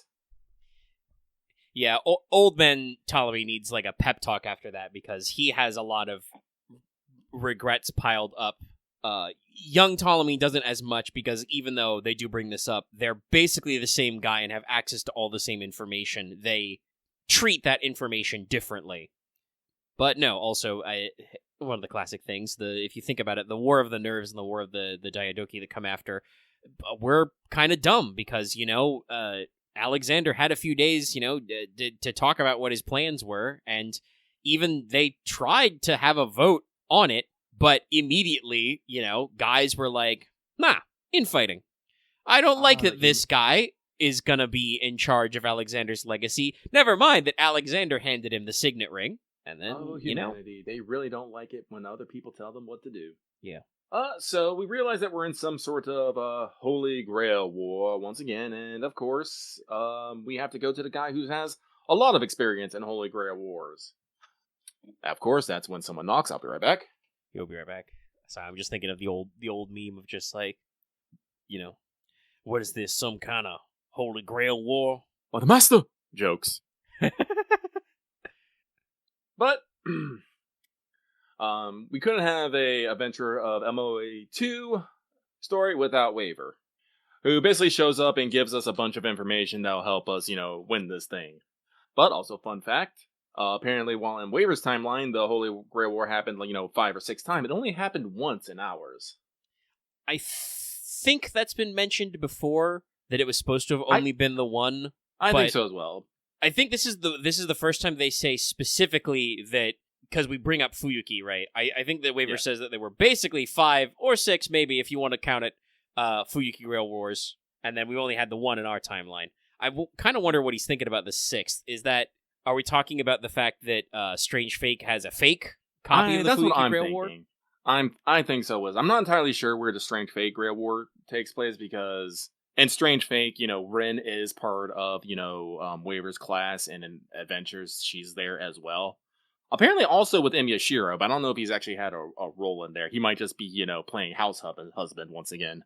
If I remember rightly from the way Unlimited Blade Works ends specifically, is Rin basically gets to go back to the clock tower as, a proper, student magus and finisher training now that her mentor and guardian, Kyrie, is double dead. And so she brings Shiro along basically as her attendant, so he gets to just perfectly blend into the background. And then obviously, as we mentioned, that stuff like Adventures of El Meloy and so on has basically clarified that, specifically also, Waver takes over mentorship of Rin Tokusaka, invites her to the club. Yeah, so not entirely certain, but this also this also reminds me in how in Case Files Grace Notes they specifically mentioned how Maresbury looked at the Holy Grail War there and just went nope, coin flip, and just he just looks into it and he's just like nah, not for me, fam. This is not the plan. And once again, they do the thing where Ptolemy Waver is very insightful about Ptolemy's character, and Ptolemy's all like, wait a minute, we met before, didn't we? And Waver's like, I can't talk about that, maybe some other time, which is, their go read Adventures of El Meloy the Second, which I would, but I can't. Thanks. I do like that they layer that on, and they, like, Ptolemy does that, oh, so you've seen me summoned before, huh? And Wave is just like, telling you that story would take way too long.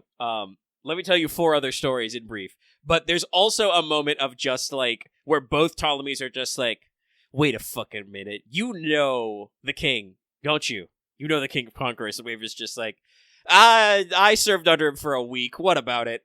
And both the Ptolemies are just like, ha, that's enough. That's all you need. I don't actually remember. I don't think Ptolemy brings it up, but we mentioned this before. In Iskander's Ioni Hetairoi, there is a guy who looks like Adult Waver. It's not Adult Waver, it's one of the actual Diadochi. He just happens to look something like him. But I don't remember if they actually call out that guy looks like it. That's the person that Ptolemy says is the tactician he never wanted to fight. But with that, we basically move into the final battle. The castle has been turned into a giant cocoon, and we got to blast our way on. The way that does that is the Ptolemy that you do not pick combines both their noble phantasms into a giant laser. It's a very giant laser, and enters a beam struggle with Typhon's Dragon Breath and wins. What was it called? It was just called what? Sotor? Yes. That's the epithet Ptolemy has as Ptolemy the First, which, if you're curious, just means savior. He's known as Ptolemy the First, the savior, in, I guess, regnal king names. So, but we get in, and we're all like, we're gonna fucking win. We use our second trump, or another trump card, fucking, Holy Grail bullets, which is rad, because Typhon Ephemeros is basically an anti-wish device, shooting her with, a wish-granting device, kind of fucks with her steez. Shout out to Sugitani for that one. Yeah, I like that we really, much like a real Holy Grail story, this one, I don't know, maybe that's just Sonda at work, but we really make use of the fact that Sugitani, their noble phantasm is not a bullet or a gun specifically, it is the act of firing 2 bullets, to be safe. So, Sugitani can just load anything in there. Yeah, that's great.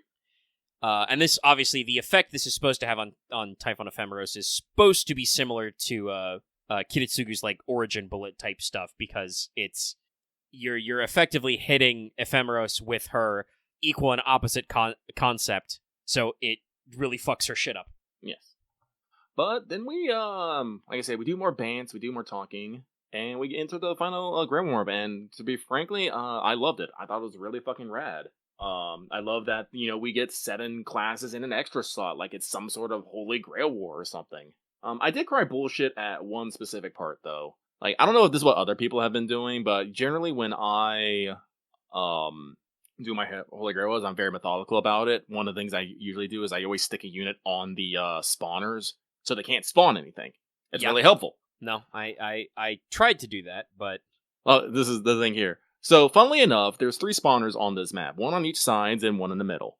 Typhon, which, again, I think it was really cool, has a breath attack, which hits, over half the map, but it's usually to one side or the other. It's a fucking FGO raid mechanic. Yeah, no, it's great. Usually, the breath, no matter which direction, the breath doesn't hit the left or right spawners, but it will always hit the middle spawner.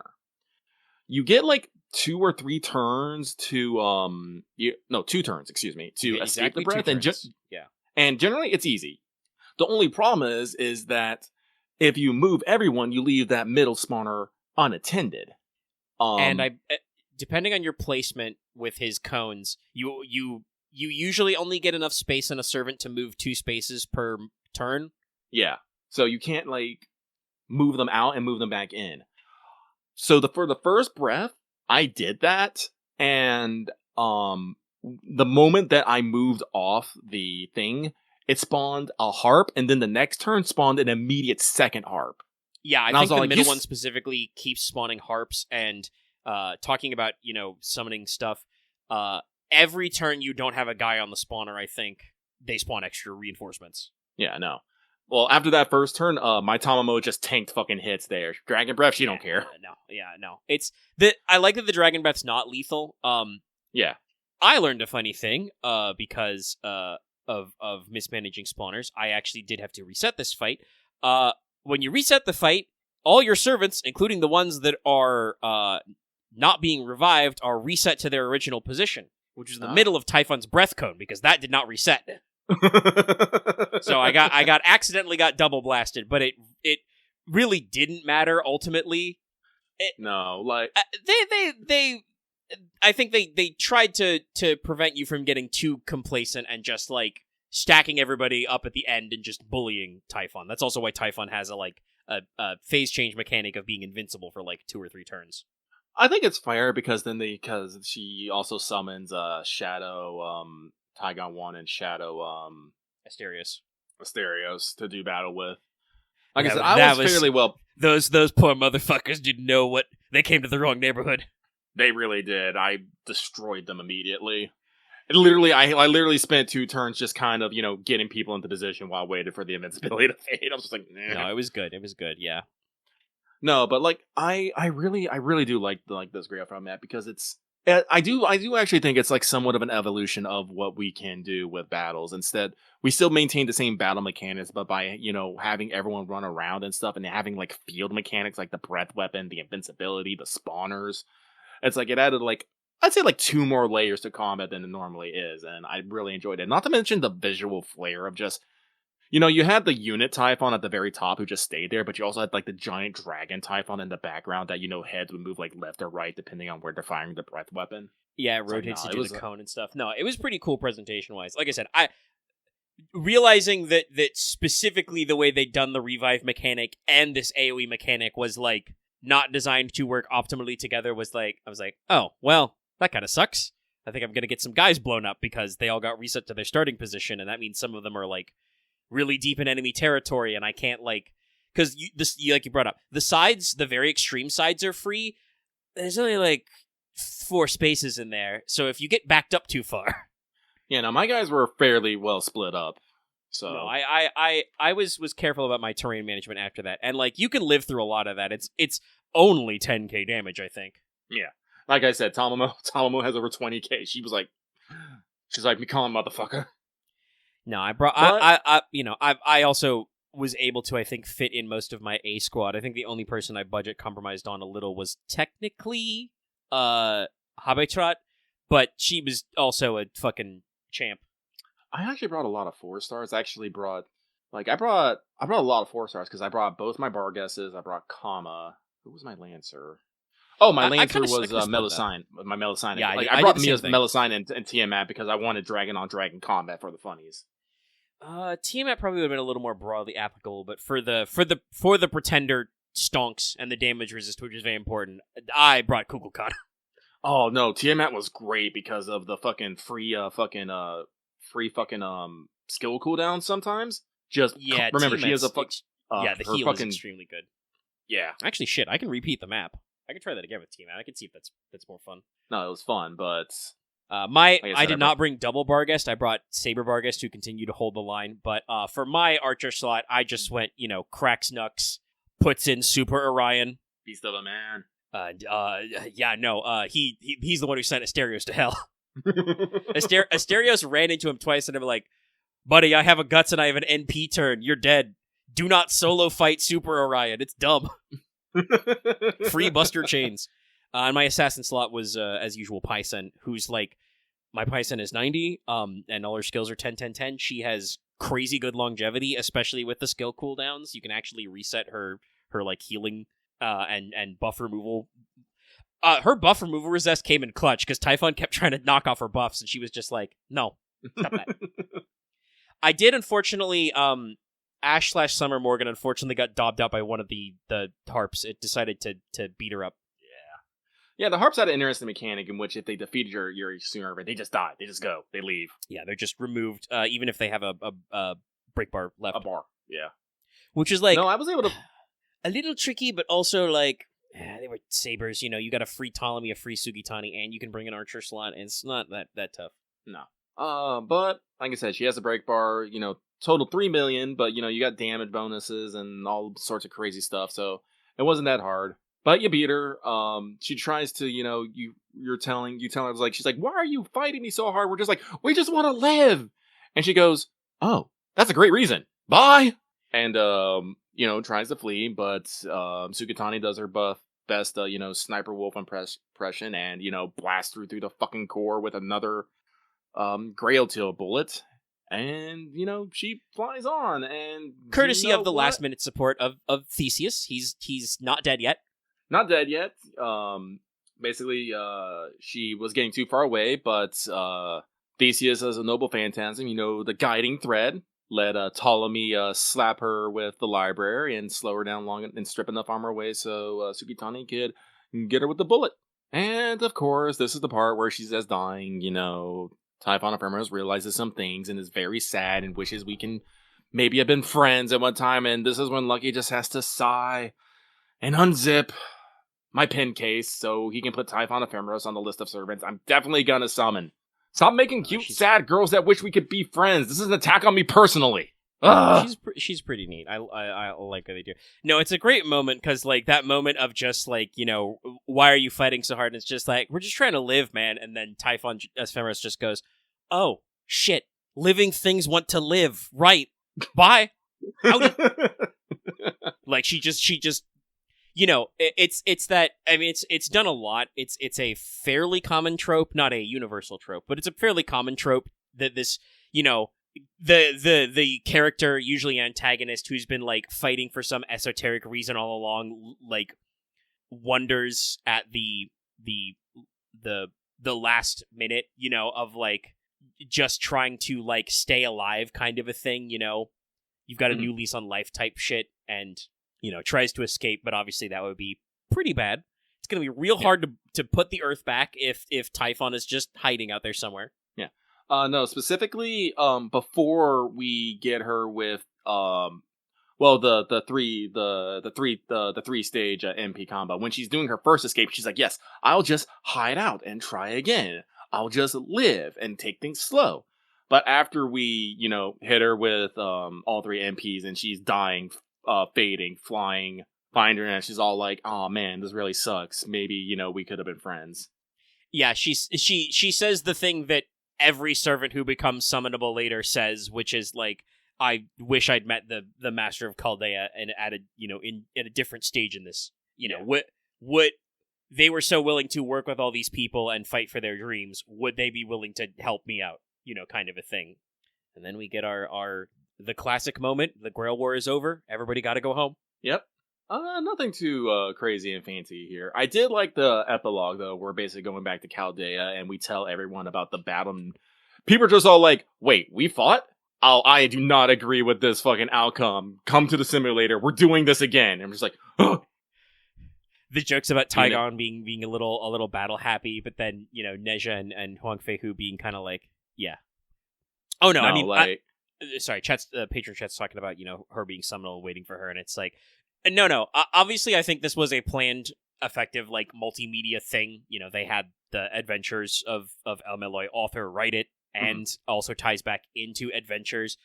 I get the impression from the way she was written, and also, like, has multiple stages of design and stuff, that, like, no, they probably planned her as a summonable unit. It's just that, for purposes of this event, they did not need to make a normal fightable version of her, and in fact, that probably would have kind of detracted from the thing. That's, not the point.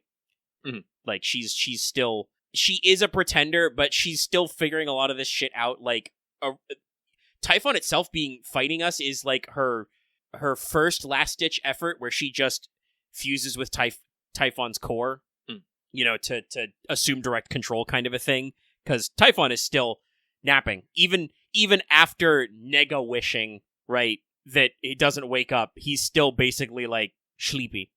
So, she fuses with the core to give one final push that we overcome. So, like, I think that making her an actual fightable antagonist unit would not have fit the scenario, but it does kind of seem like they were writing it to be like, there'll be an opportunity later.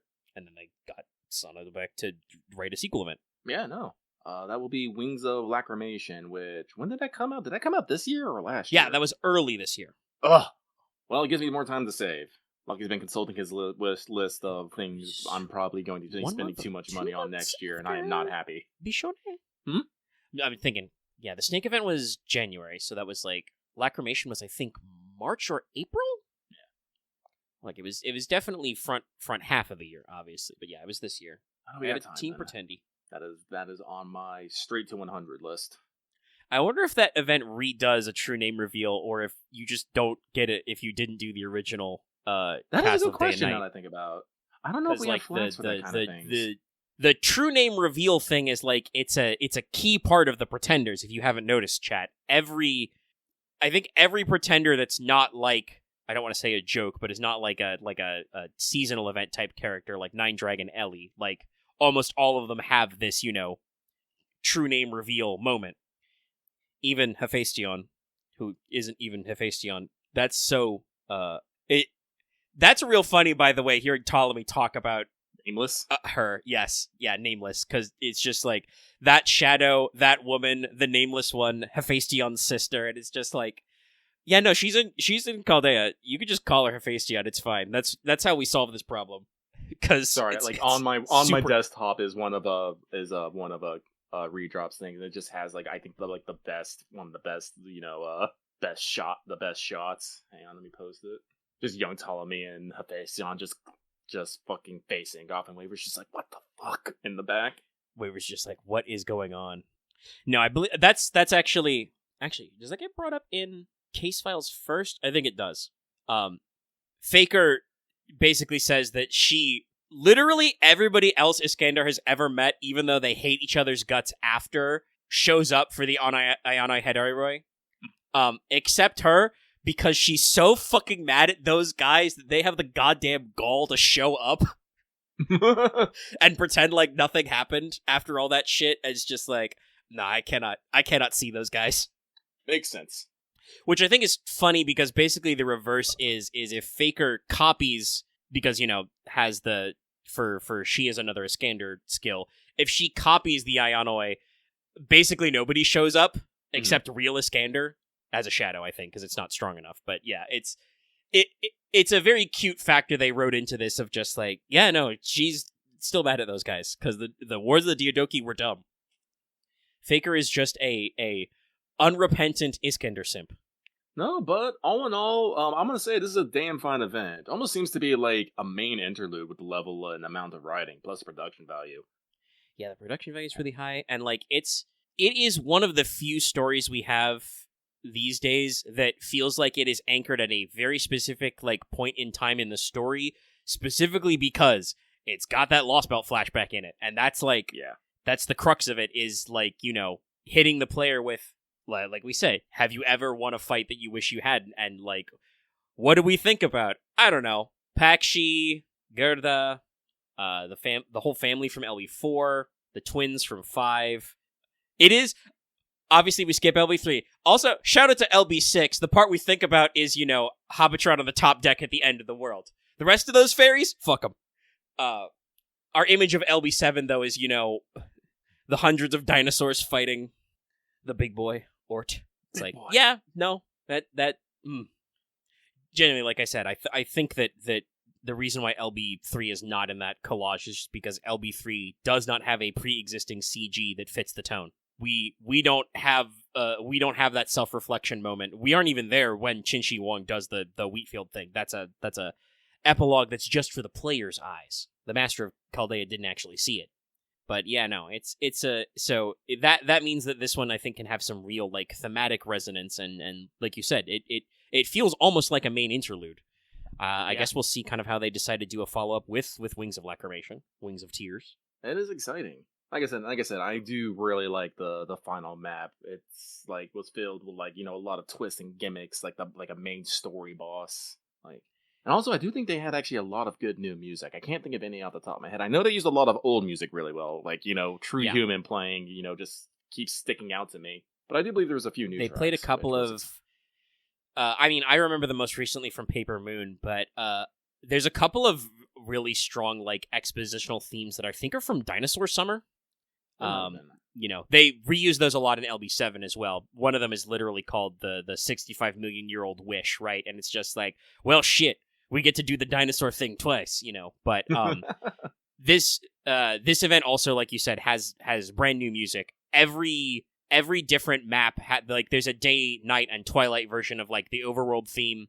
There's a specific battle theme for the Grail Front battles. I'm pretty sure Typhon had like their own variation on it too. But like no, it's really good. No, I'm glad for it. As usual, like when it came out in JP, I tried not to follow on it too much. I think a lot of people were talking about it, but I think a lot of people were talking most specifically about Typhon. Yeah, and her design and her. I don't actually remember a lot of people like talking full on about the event and its story. The buzz that bled through to us, which makes sense obviously because that's a lot easier to communicate because you just show screenshots of Typhon Ephemeros. You're just like, look at this, look at it. But yeah, that was what kind of came through, and like that was immediately people being like, when will she be playable? When will it happen? Mm-hmm. I think there was also, as is usual for Fate, there was some confusion of like, oh, this girl is Typhon, and then immediately the game is like, no, thanks to the Pretender class, we have a whole new level of yes, but actually no fuckery to pull off. Thanks, Nasu.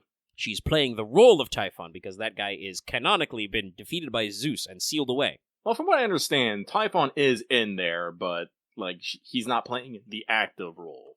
Yeah. Well, and I mean, I think this does a pretty good job because they kind of allude to it. They're like, because they're wondering, like, we're wondering who the fuck this girl is for a while, right? We're like, why is, even if she is a terminal of Typhon, why is it there? And it's like, oh, well, I think we had some confusion about this like a week or two ago, but there was like a question in the like the Patreon chat and stuff, but it's like, Ptolemy even says later, it's like, oh, well, Typhon as like a progenitor of dragon kind basically gets all the myths about dragons backported to him. So like, it's a common legend about giving dragons sacrificial maidens. The story never says that there was a sacrificial maiden, just that the Fates threw a fruit. But because she is a divine fruit, it's like, it's not that weird for a Greek fruit to also be a woman. No, it's actually not. Like, I was actually thinking about the legend of Mint, of the nymph, the Mint, who was, Yes. turned into a plant and stuff. Delphine, and, I mean, also... God, Apollo, you stupid-ass motherfucker, you gotta stop turning girls and boys into plants. You gotta stop that shit, man. Yeah. Like, that's so many fucking flowers and trees and shit, are just men, women, and everything in between just being like, get this fucking Apollo guy away from me. I'm tired of him. I would rather be a twig. And the gods usually go, bet. But yeah, no. So, like, the fruit is a girl, not that weird. But it also works with, just the general kind of, like, vibes that go through, I think. Because that is a pretty common storytelling trope as well. So, yeah, no, it flows together pretty well. And it works pretty good for a Pretender class.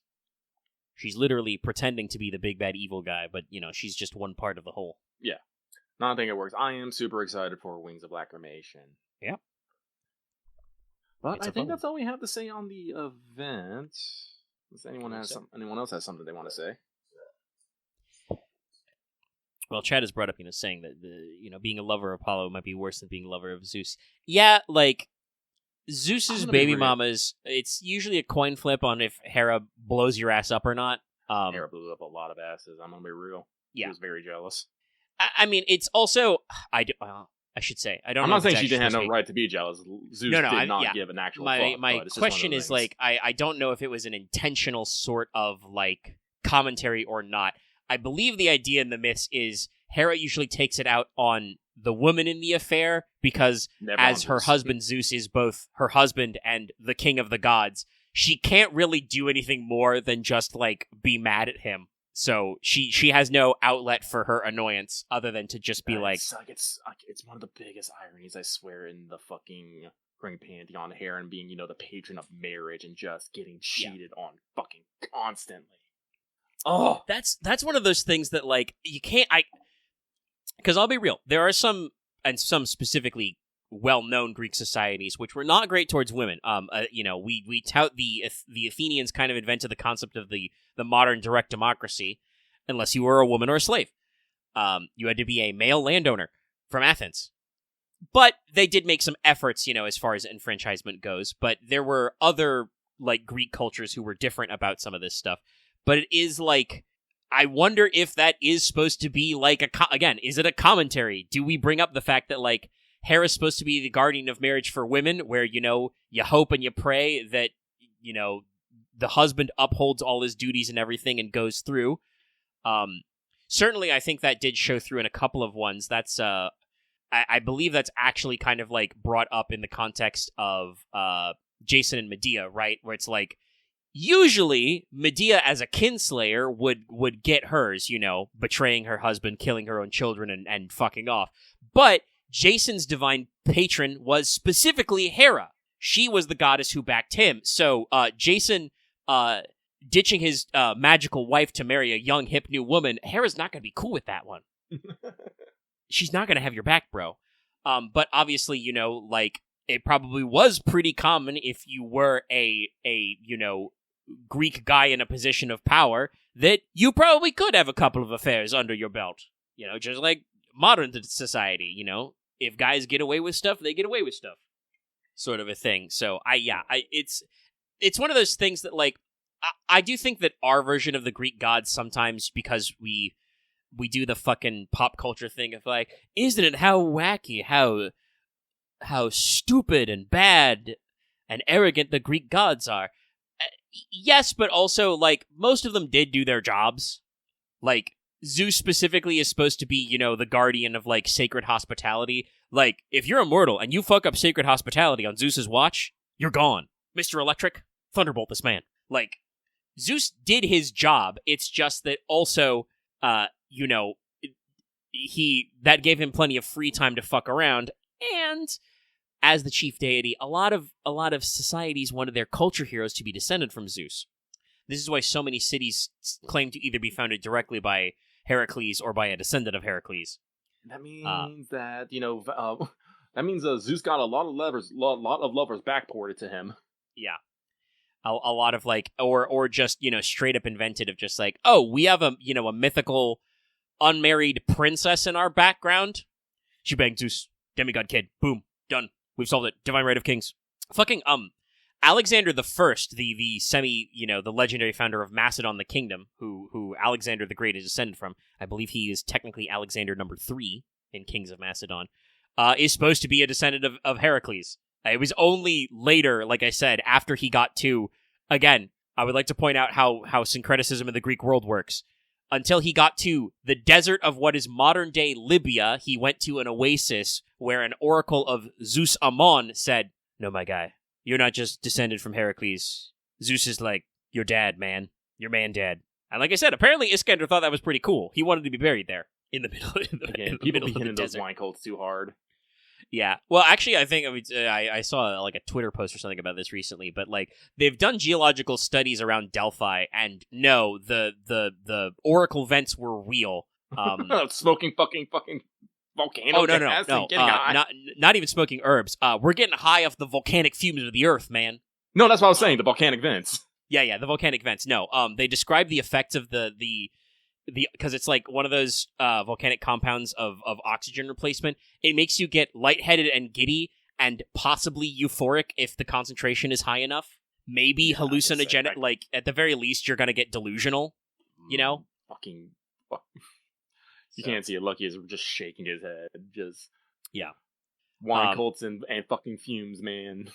Also, hey, by the way, we do know for a fact, because it was attested both at the time and later, Ptolemy was with Alexander on that trip to the middle of the Libyan desert. He was one of he was already one of the 7 bodyguards. I forget the actual Greek word because it's got a lot of consonants in it. It literally just means bodyguard. Yeah, guard the body. But he was one of the king's 7 bodyguards at the time, so he was right there front row. So yeah, Alexander's career is very funny because he died when he was like 32, I think. He started super young and didn't last that long, before he got bounced out of the Indus River Valley and then fell sick. As I did bring up in The Wanted and also is relevant in this one, his son with Roxana wasn't even born yet when he died, which was another reason why the issue of succession was real fucky. So yeah, it's a whole funny little story there of all that stuff. But no, this event's really well written and a lot of the characters are good. Although, speaking of Typhon, we probably should count that as like Zeus doing his job. Like, he did eventually stick that guy under Mount Etna. Most of the myths describe Typhon as, like I said, a dark and fell guy, a monstrosity which is neither god nor man. Like, that's probably not great for humanity, you know? Yeah, but from also what I understand, that thing was threatening the gods itself, so if Zeus hadn't done anything, they all would have been in fucking trouble. No, it's Doing true. your I don't job think Zeus willingly did and it being forced to do your job is two completely different things. Zeus did not necessarily do it to bail out humans or anything, but he led the fight because he was the king of the gods. I think it's only after he gets all his tendons torn out that the others go, nope. Even Ares is just like, nah, bro. No, yes, it was actually, Typhon basically ripped out the tendons in his legs and hit him in hit Zeus in a cave. There's actually a interesting story about that, but... Also, by the way, in case you're curious, yeah, no, that's pretty common in Greek myths, is just, if you're a god, and you don't die from it, you can just get your tendons taken out and then stuck back in. I'm pretty sure there's at least one myth where a couple of giants do that to Ares. They, stumble on him in a cave, thump him over the head, take all his ligaments out, and hide him. I think that's one of the early myths for, like, Hermes, where he pops up and he's just like, yo, cuz, it's me, Hermes. I'm here. I'm gonna bail you out because I'm a tricksy little guy. What up, bro? It looks like you've lost all your tendons. Could you help me out? Could I help you out? And Ares is just like, yes, help me. That's another one that's like, I don't know if it's just because, again, Athens kind of was like one of the dominant Greek cultures, and obviously they're literally named after Athena. But the Greeks really dunked on Ares a lot for, again, the child of the senior god, represents war, his son's, fear and terror and shit, and it's just like, nah, he's kind of a loser. Well, that's, honestly, it's the same level of cheering on for your local sports team. I know that sounds like a weird comparison, but it really is. No, gods definitely were that way. That's, you want to talk about, like, the Egyptian pantheon, right? Like, those guys kept getting shuffled around because the priesthoods in Egypt were very powerful. The temples received donations and would give out, blessings and other political capital and stuff like that. So, like, they were major political players. Also, I'm pretty sure, from what it's been a while since I double-checked on, like, ancient Egyptian literacy rates, but I'm pretty sure most of the priesthood could read and write. So if you want any spells for your afterlife, they're probably pretty important. You need to get them funerary spells, man. But the like, ebb and flow of Egyptian gods has a lot to do with the various, priesthoods getting more and more powerful. Ra was not always the chief deity, but, he arose to be that case when the priesthood of Ra got really big, and eventually, that's how the whole Amun-Ra thing happened, is they're just like, they basically swallowed up the priesthood of Amun. Isis was pretty big, like, her temples got pretty large, and that's why Isis has, like, a shitload of portfolios, basically. I am pretty sure there are some deities that were always pretty consistent, like, fairly consistently, Horus is seen as the protector of the pharaoh, the institution of the pharaoh, so he's always kind of a big deal. But also there's a lot, Ra is literally in Ramses' name.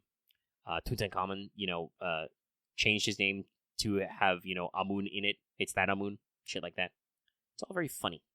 God, I think I said this on a fail portrayal, actually, but I said it's people today often think of mythologies as, like, set in stone, as it were, right? Like, no, all that ancient myths and stuff, it all happened all at once, and it's all, in order, and it's done, and it's like, that's not really how it works, because at one point it was a living culture, it was a living document that changed over the time, and it's not internally consistent because it was a cultural and religious trademark, not a work of fiction. It's not, like a lore Bible, the big 3-ring binder of canon that you're supposed to go back to. Everyone had their own version of it, and the one that got the most popular is the one that stuck around, usually. Yeah, that's always a funny one.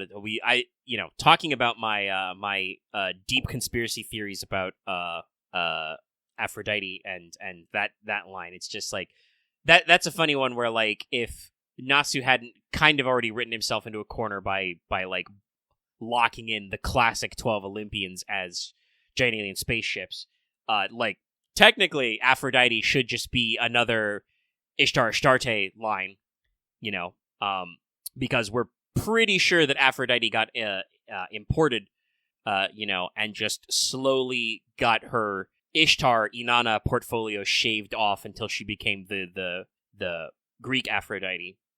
even keeping in mind, and you see this if you play Hades 2, as kind of in her design, but the Spartans specifically had the Athenians were scared of a girl boss winning. That's not actually true because of Athena, but I think they were specifically intimidated by the Spartan version of Aphrodite, which was Aphrodite Area, the warlike Aphrodite, which was like, that's just straight up Ishtar, baby. You know, that's the Mesopotamian thing. Love and war, same diff, man. And then, thanks to the influence of Julius Caesar, Aphrodite got another makeover in Rome, in Venus, where she kind of replaces Hera/Juno as, like, you know, the goddess in charge of, like, you know, the people, the state. Because if you guys also don't know, Julius Caesar was very big into Venus cults and was claimed to be directly descended from her. I don't know if it's supposed to be through the line of Aeneas. That would probably make sense, given Augustus had the Aeneid written after. Anyway, we're just jawing about mythology. We're basically in the free talk zone. We are. Myths are fun. You should listen to us blab about them more. Man, listen to other people blab about them. Everybody drink. For the Halloween special this year, OSP finally did a summary of Count of Monte Cristo, and it reminded me that I really need to sit down and read all of that sometime. Despite how cool it is, that is one of the classics that I dodged as a kid, probably because it's roughly a gajillion words long. It is a gajillion words long. Actually, I don't think Red mentioned this in the video itself. It's in, like, the text scroll at the end, but a lot of people brought up in the comments for that vid that I watched earlier today. But the funny thing about Count of Monte Cristo is Dumas was actually writing it serialized. Like, he wrote it over 2 years in chunks, which is probably why the book is so long, but also has so much, like, drama in it. He was basically doing the prototype of the telenovela. Anyway, Edmond Dantes / the Count of Monte Cristo is a pretty cool guy. I'm sure we'll see more about that next March? Spring. Yeah. Next spring, yeah. It's also very funny to think that, like, honestly, the FGO Edmond Dantes / Monte Cristo is not that weird. Like, the weirdest thing about him is probably the anime Blackfire he shoots, which is, like, sorcery doesn't really enter into the classic Count of Monte Cristo, but even if it weren't for that part, Edmond Dantes would be a pretty OP servant, because in the story he's described as, like, you know, a masterful swordsman and duelist, a incredible doctor / poisoner, a master of disguise. I'm pretty sure that's why Dantes in Fate keeps showing up.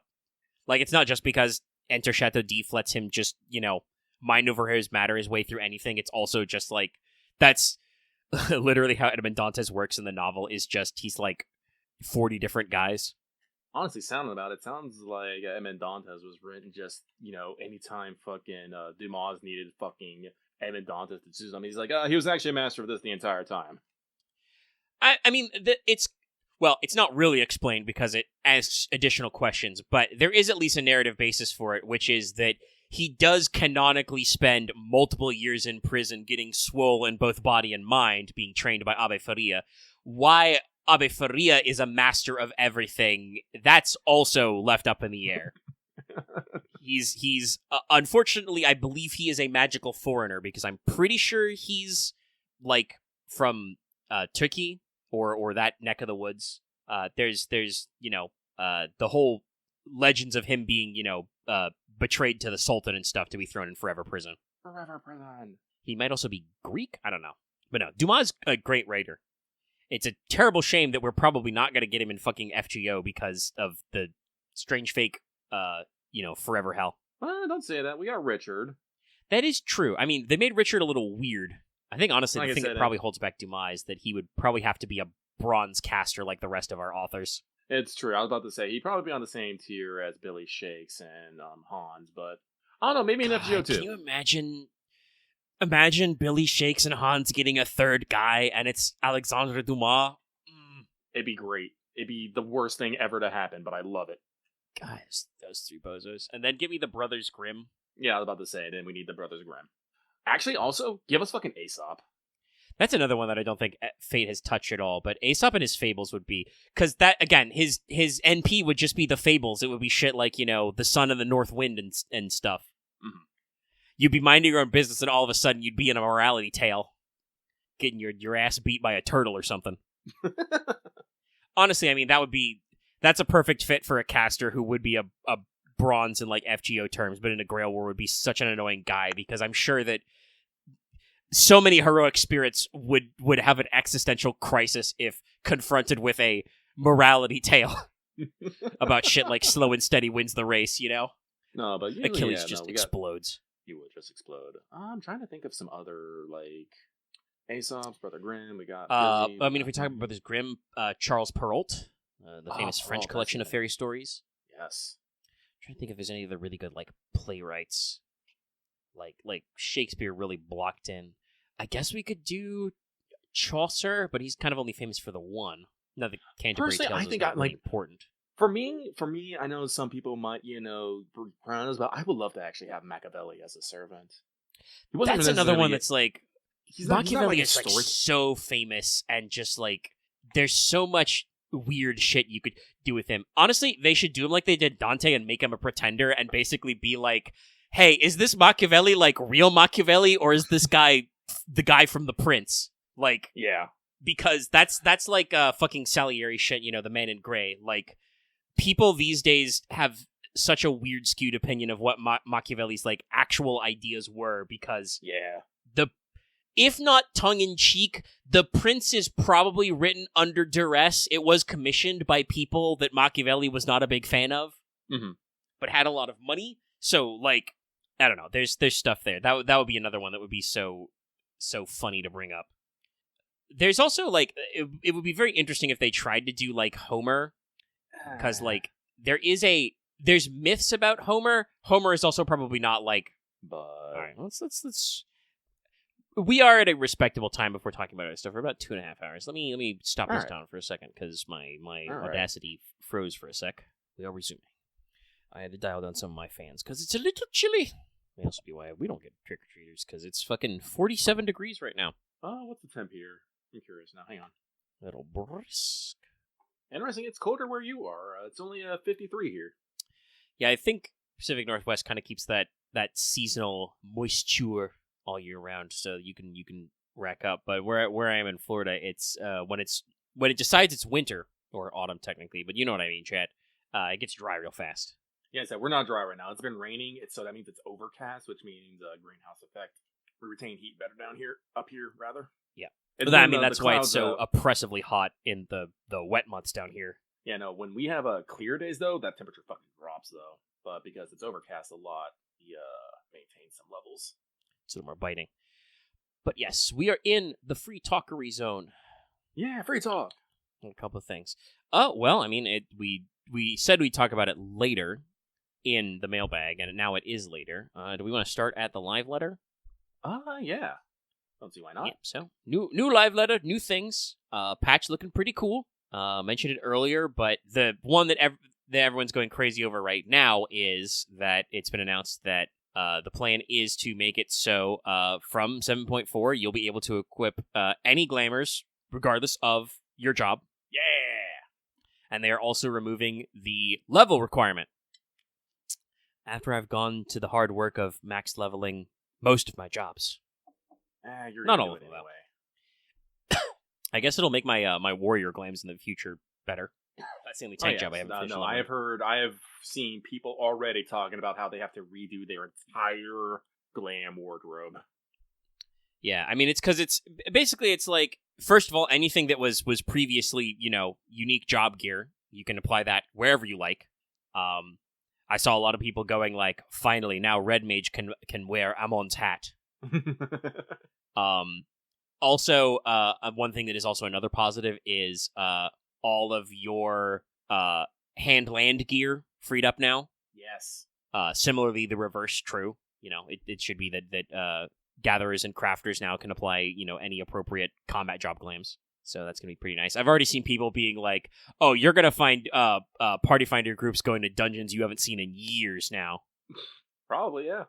So that's good. That's always fun to see. Hopefully that means we'll see a lot more weird shit in roulettes. Oh, people are going to go looking for that specific one piece of gear. Oh, God, I think I'm going to have to go to Heavensward and get some of the fucking Woad Hunter sets. I really like them, but some just did not match with what I was going for. Yeah, that's always a thing. Literally today, I, among other things, logged in, and I decided I would do a little I would get in the habit of practicing a few of my different tanking jobs, so I actually redid a couple of my glams and was looking at my big list of stuff and just like, yeah, it's gonna be pretty neat to mix and match a few of these things. Gonna make raid gear really interesting. It's gonna make it easier to fake having complete sets because you can now I can anyway, and some other people can. You can combine stuff like, well, if you got maiming and you've got fending, so long as you don't mind the colors, you can just combine them because they're the same fucking thing. Also, healers, you no longer have to dress in white. You could just wear the caster gear. Put on the caster version of the glam. Yes, I've seen the fisherman gear, and that's an official image. Is the dragoon with fisherman gear? It's great. Oh my god, that means I have to be a reaper with botanist gear and a botanist with reaper gear. That's gonna be pretty good. Yeah, no, you can pull it off. I am doing that. No, that's a great one. Let's see. The other is they've got a Dark Knight in White Mage gear, or possibly just generic healer gear, and then a Picto dressed up as a paladin. So like that's going to be a lot of fun for a lot of different stuff. So that's a big one. So that asking me earlier what's my number one pick, that's probably a big one. But the other big one is the fucking Arcadion, baby. Yes. I've been humming that shit to myself. We've got a poster, showing off heavyweight, and showcasing some new guys. We've got we've got a weird scarred guy. We've got a big, tall Elysian lady. I'm there already. You know me. Yeah. So let me actually run the math again. 1, 2, 6, 8, 9, 10, 11. It is 11 people in this poster, I think, unless I'm missing somebody. Yeah, so people have been trying to count up the number of guys. There should be 12 total fights. I think with the counting that there's only, X number of new characters. People are already, taking my joke run that we're gonna fight Brute Bomber again. I mean, I am there for the fucking grudge match. I mean, we're doing a wrestling bit. I feel it's so appropriate. It really is. Yeah, there's 4 new fighters, but there's only 11 total guys because we're the 12th guy. Because basically we had to fight Brute Bomber twice. But it's still like, it could still work out. I'm also still would be, I don't think any of them looked like they'd be a tag team. I am kind of shocked that we have not done a tag team yet, though. So they could always throw that curveball at us, That one of them, we're actually fighting 2 of them, and then we have the secret Brute Bomber fight. Yeah. I'm not giving up on it. You can't make me give up on it. Literally, we'll be doing the final one and be like, so when's the phase when Brute Bomber comes back? But I'm very excited for that. Not just for the fights, because I mean, other than like both of the previous Brute Bomber fights have been fucking chaos. Chaos. All of the fights have been pretty fun in the Arcadion.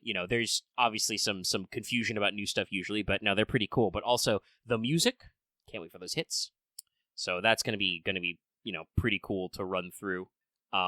You mentioned earlier, we're getting a new trial, but we're also getting new Hildebrand. So is it a Hildebrand trial or not? As usual, I think they've done a pretty good job of obfuscating because the new, I think I mentioned this when you stepped away, but I was going to say the new dungeon we've got, the new duty is, what's it called? Mistwake, right? Like, that still looks pretty Alexandrian. Like, there's like a weird dome bubble in the back, and there's like electric stuff. But also, could be brand new. Could be nothing. Well, it'll be something, but you know what I mean. So, but yeah. We're getting a new Frontlines map. Yeah, that's gonna be interesting. Warcard Churte. So it's a Dawn Trail map. It looks like it's following the format of Ansel Hakir, but it will be a new map. So maybe we'll rotate out the weird one again, or fuck it, rotate out Ansel Hakir. Actually, I shouldn't say that. That was today's map, and like they've done a lot better to make the timing of the nodes at least make more sense. We've got a new cosmic exploration star we're gonna go to, Oasis. It looks kind of like a rocky, deserty place with floating rocks. Also, some of the floating plants look like flying spaghetti monsters. But yeah, they talked about the variant dungeon. That was actually going to be one of the things I was thinking about doing today, but I did not get to it. But you mentioned earlier, like being like the pressure for the patch, making you feel like getting back in there. I was like, I should get back and I should do more of my variant dungeons. I do still want to, or need to, but if I want to get the items, it is required for me to do it. I want to grind out Sildar for enough potsherds to get the fucking Noir set. But I should also actually get my achievements done. I was thinking about doing some Mount Rokon runs earlier, but didn't get to it, so we'll leave that for a later date. Let me see, actually, how do they phrase it? They did, yeah, they reworked how the variant dungeons are going to work. So there's normal variant dungeon is normal. They're adding a intermediate tier, which is advanced, which is basically no exploration. You just fight the 3 bosses from the variant dungeon in any order. So it's just boss rush mode. Mm-hmm. Does say that you need at least 2 players. And then... Yeah, that's the thing that weirds me out. It's like, I like being able to do VNCs, like, by myself.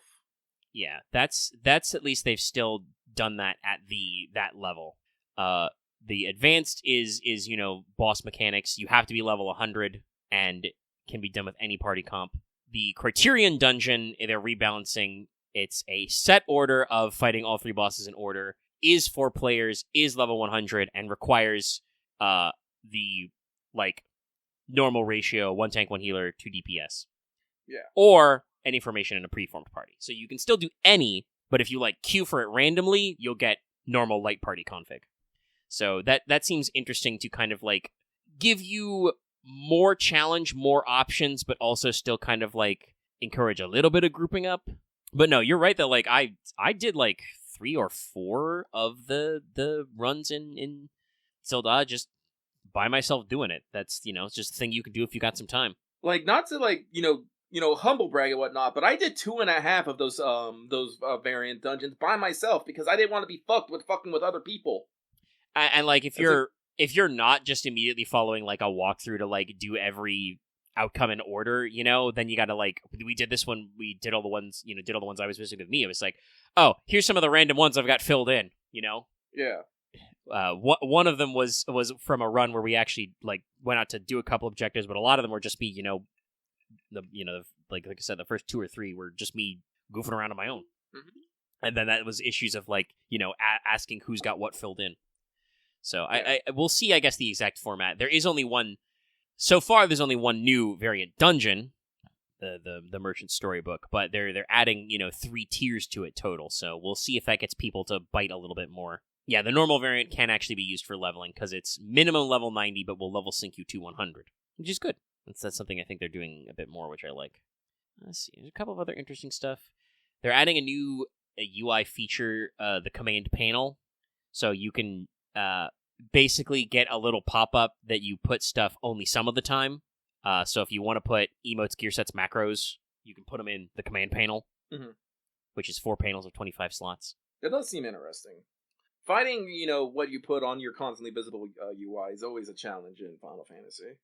Yeah, and I think they've correctly guessed that even with them keeping hotbars relatively simple for console players, not going completely apeshit on buttons, I learned recently that WoW is already talking about, because they're specifically WoW's on a crusade against add-ons, especially combat add-ons. But I realize why there are combat add-ons in WoW to give you 1-button rotation. It's because somebody said in a Reddit thread discussing this, as a healer in current late game WoW, they had 33 buttons to heal alone. Mm-hmm. And I'm just there's too many fucking buttons. No wonder you need a mod to fix them all out. And this is why when people talk about they want their jobs to be more complex in Final Fantasy XIV, I'm no, you don't.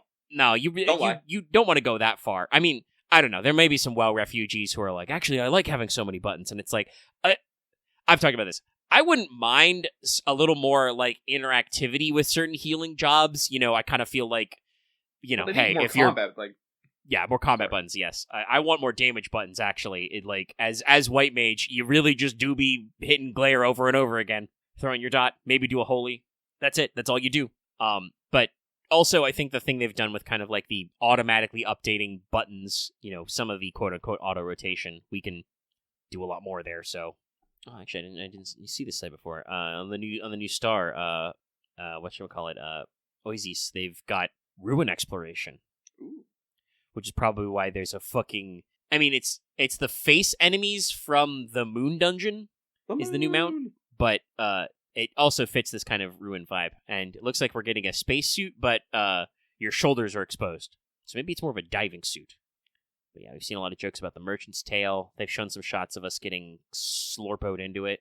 Yeah, apparently it's like a storybook. Yeah, it looks like a magical storybook. Also, looks like we're hanging out with a new gleaner. Looks like a cat girl, but they've got the gleaner backpack on. So, I mean, it makes sense that all the previous variant dungeons are like run through Charlian.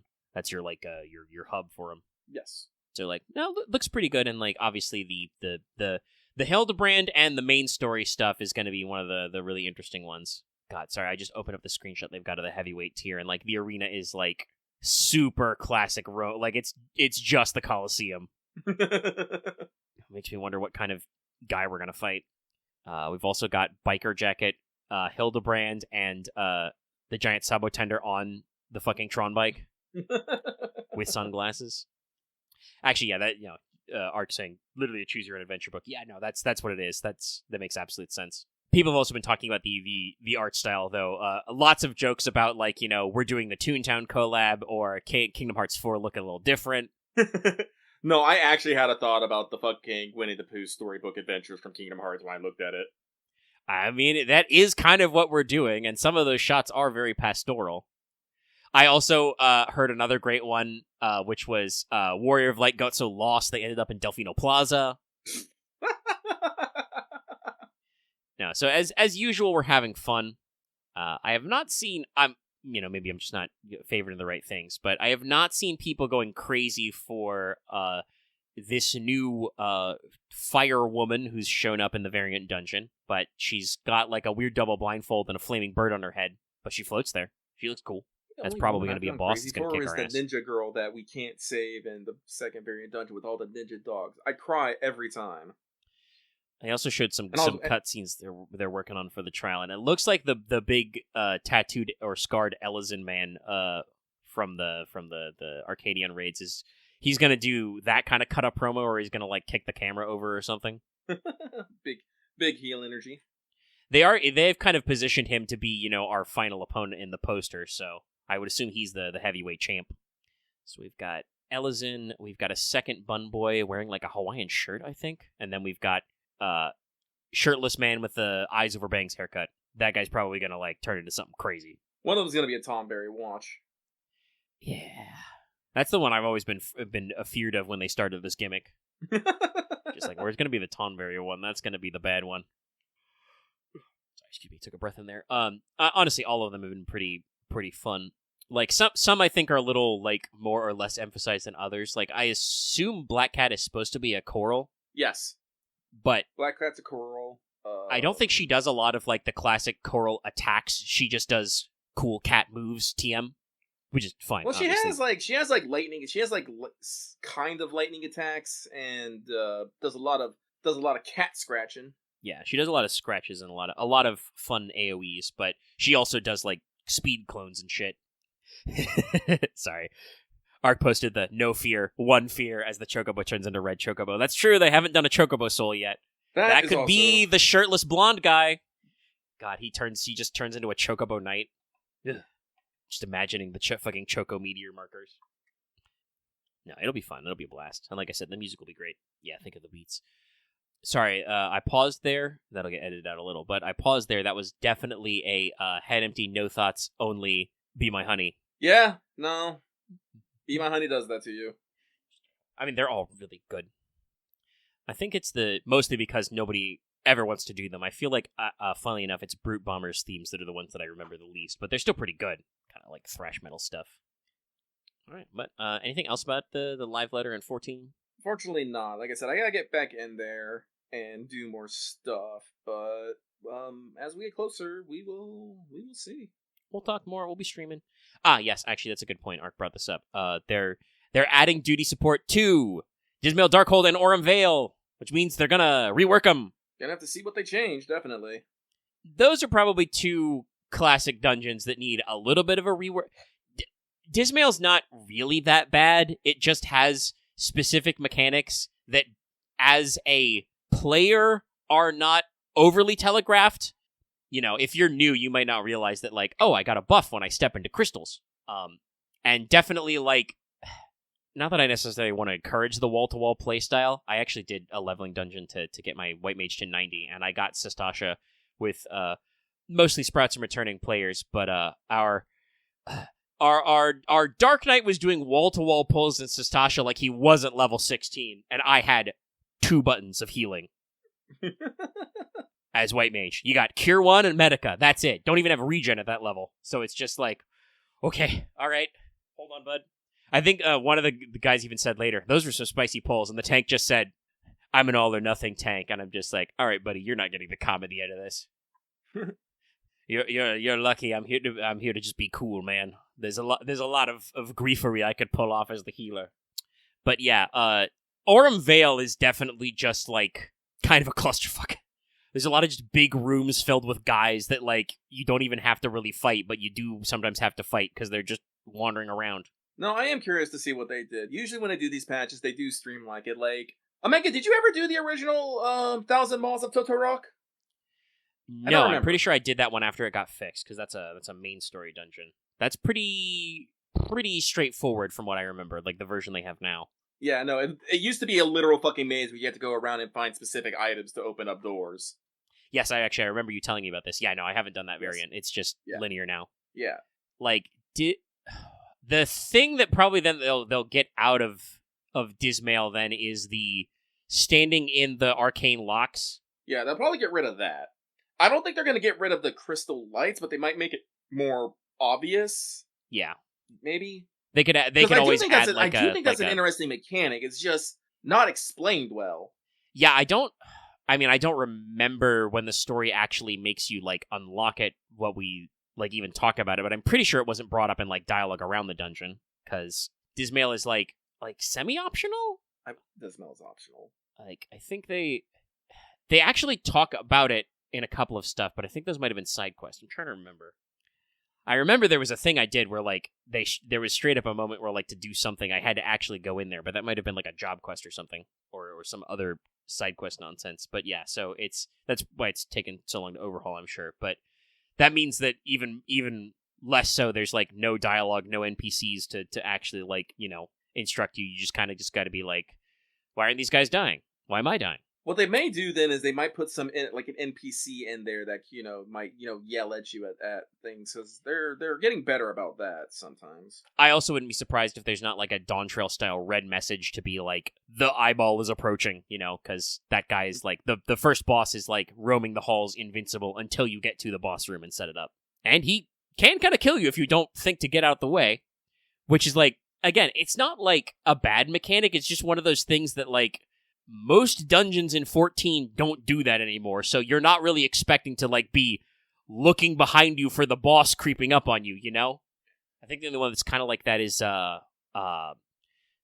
is it... I know the one you're thinking of, but I can't remember the name. It's the Tonberry one, yeah. Yes. I always get those so confused. That's technically the hard version of that dungeon, too.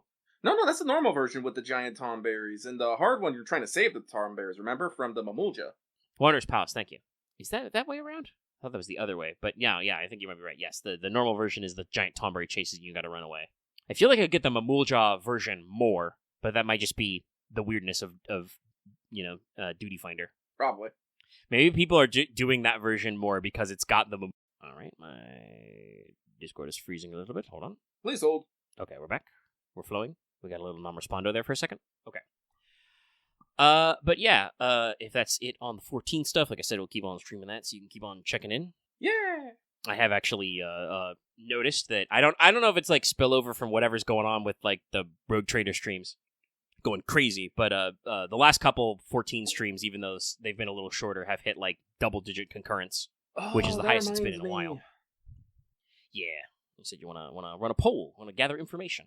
Yeah, so by the time this goes public, if you have listened this far, for one, thank you. But also, I have a question, because I am torn. See, originally, we were just going to play Rogue Trader a little bit so Megan can get an idea of what it is, and we can hype ourselves up for our tabletop Rogue Trader game. Unbeknownst to the both of us, our Rogue Trader stream is actually, like, 5 times as popular as our usual Monday streams, which, flabbergasts me. And me, who do not want to necessarily, stop a good thing, and now torn. Because originally, we were going to use the month of October to do more spooky games, and maybe start working through some of the other games we wanted to get through. Very specifically, like Sly 3, and maybe one of the Resident Evils. But now, I am torn.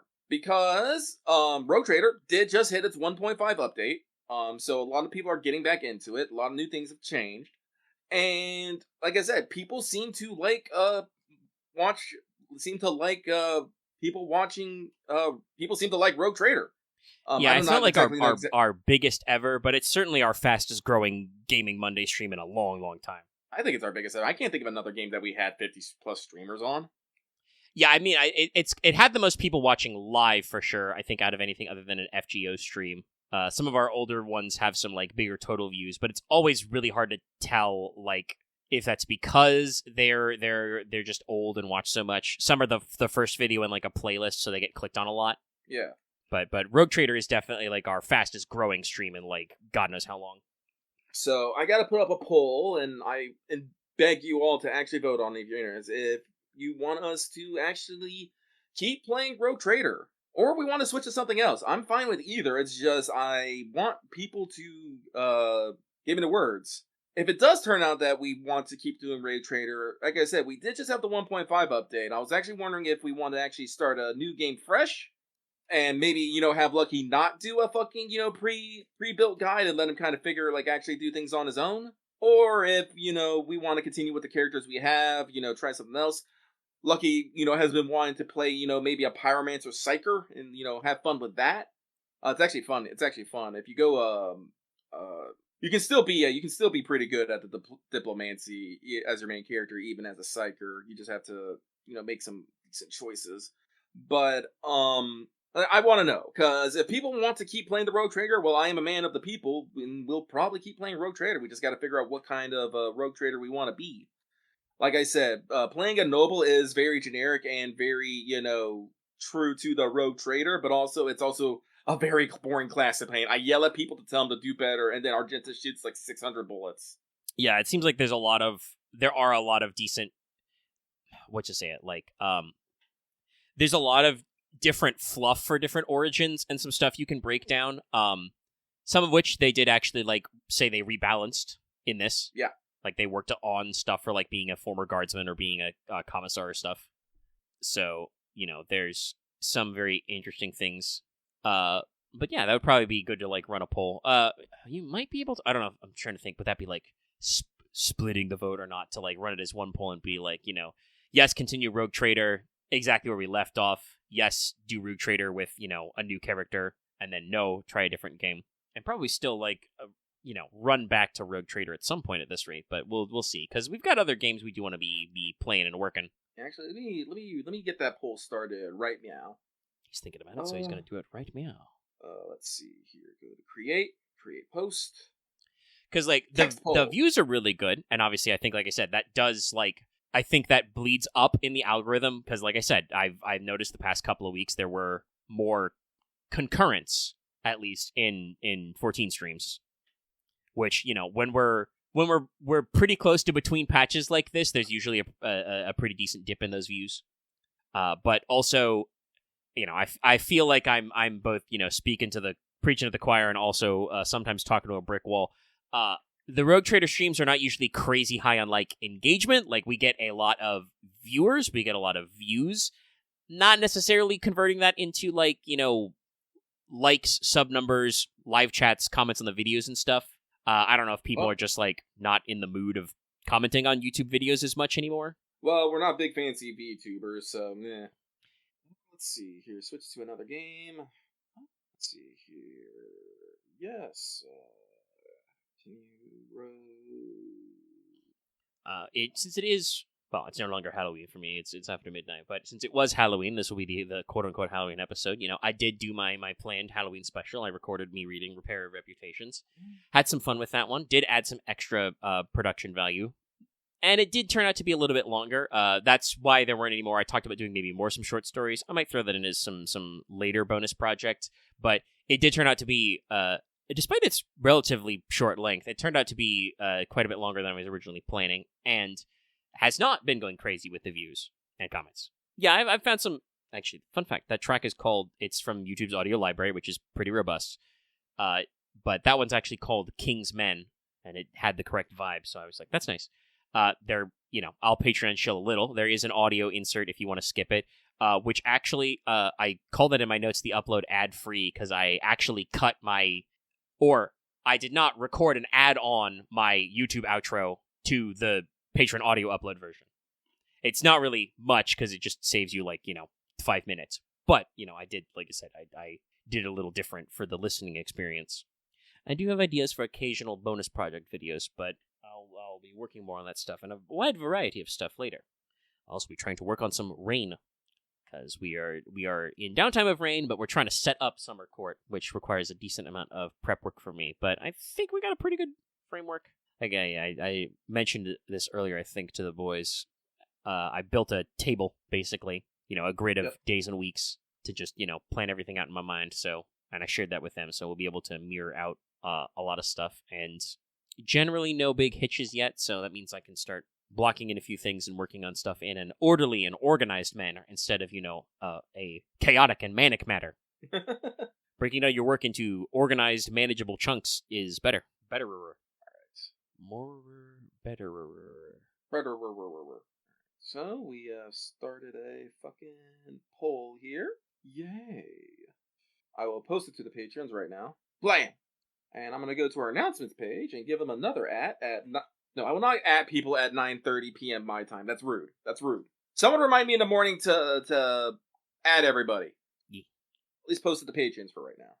Well, they're, listening live, so they got the context. But yeah, it's also public. I think if you have certain notifications turned on, you're subbed, this'll posts filter out to you somewhere. Yeah.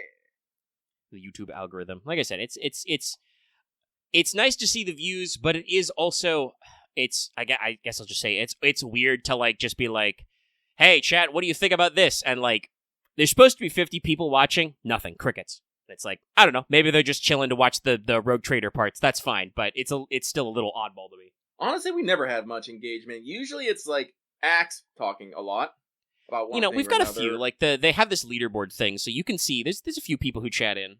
People are much more reactive when we're doing FGO live. Let's talk FGO live. Yeah, but maybe people are just here to, watch us play the game, see what we have to say about it. And that's fine too, A niche is a niche, baby. Like I said, they peak and valley. Some people start to filter out immediately once you telegraph your ending stream, But usually the numbers, they build up and they reach a peak and they kind of stay there, and then towards the end they filter out. So people are there, and I think we've talked about this before. I'm pretty sure for you to count as a concurrent viewer on YouTube, you have to be tabbed in. So they're watching. Well, it's also, just they could also just be from what I know, a lot of our audience are people who just like listening to us yap. So we might just be, background noise to them. Which I don't mind personally. It's just one of those things. It's you usually don't engage with background noise. Yeah, no, it's one of those things of if you listen, and I mean that's how I don't usually watch streams live just because of the timing, but that's usually how I watch. If I watch a stream VOD, is I will just run it up to be in the background, because there will be ups and downs, even if you're watching other people do collabs or other multi-man streams, two-man jobs. I mean, hey, if you're listening while you're folding laundry, that's you're not gonna type in chat unless maybe it's something very simple. If I make a joke press one if I'm a silly little guy. Actually, with our audience, it would be something I would say press one if, and I just ... and these guys would just be like, yes. I think that chat engagement helps the YouTube algorithmical feed. I'm sorry, no, I was just thinking about, I'm sorry, you're talking about the press one if, and I was like, what would it be for me? And I was like, oh, press one if Lucky is fucking, and just people just start putting one before I even finish. And then you just trail off, yeah. No, that's us. Thank you, legendary. Yeah. But yeah, pulls up, so we'll check that out. Well, before I talk a little about what I have to talk about, which, spoilers, it's Shogun. I did also want to ask, I did not write this in the notes, but I have noticed this week, through the power of Discord ratting, actually we did a couple Uno streams that overall, not crazy concurrence, but do have a decent number of total views, but they're also older. It's always hard to factor in how much the crunch of time applies. Our first GAC episode is pretty well viewed, but like I said, I also believe that's the front end of a playlist, so every time you click on the playlist, YouTube will try and trick you into auto-playing the video at the front. But no, what I was going to say was that I have noticed, Lucky, you have been watching a decent amount of anime. Yeah. So I did want to ask if you have anything in particular you want to talk about yet. Yet, I want to say not really. Like, anime is, I don't want to say anime is mid at this core, because there are ones that I'm enjoying, but there's still stuff coming out. We're still early in the core. I will say, I did go see the Chainsaw movie, though. That shit was fire. That shit was hot fire. I loved it. It made me sad. I came home sad. Like, to change it slightly on the top of anime, the Chainsaw movie, runaway success. Literally a runaway success. Fucking made with a $5 million budget, has grossed over 100 million worldwide. And the number isn't even fucking final. No, it's pretty good. It's a pretty big banger. No, it's done phenomenally. I don't know, I also went to go see the Demon Slayers movie, you know, part 1 of Infinity Castle, but I don't know what the numbers that did. But no, it's good, and we still got more fucking films coming up. Like, there's this new film, like, Scarlet, coming out that's going to be hitting theaters. It's by, I can't fucking remember his name! But, no, anime films are doing real freaking good right now. Like, it's a very, yeah, I know Infinity Castle's out doing Hollywood hitters, and same with Chainsaw Man. But no, this movie is crushing it for, like, I think it only has like a 2-week window, I think. Yeah, it's that weird case where, like, and maybe that's why it's driving up, because people are hype for it and also realize it's small. But traditionally, anime movie releases in America are, like, usually pretty low level. Like, the closest we've gotten to traditional blockbuster runs are, like, Ghibli film dubs. Even then, those I feel like are not, like, gigabig. No, but because the show, like, because here's the thing. This is the thing you got to realize about movie showings, guys. Companies like Disney, I'm calling out Disney on this shit, will literally buy out screens to show their fucking movie. This is one of the reasons. I tell people why fucking was it Mufasa?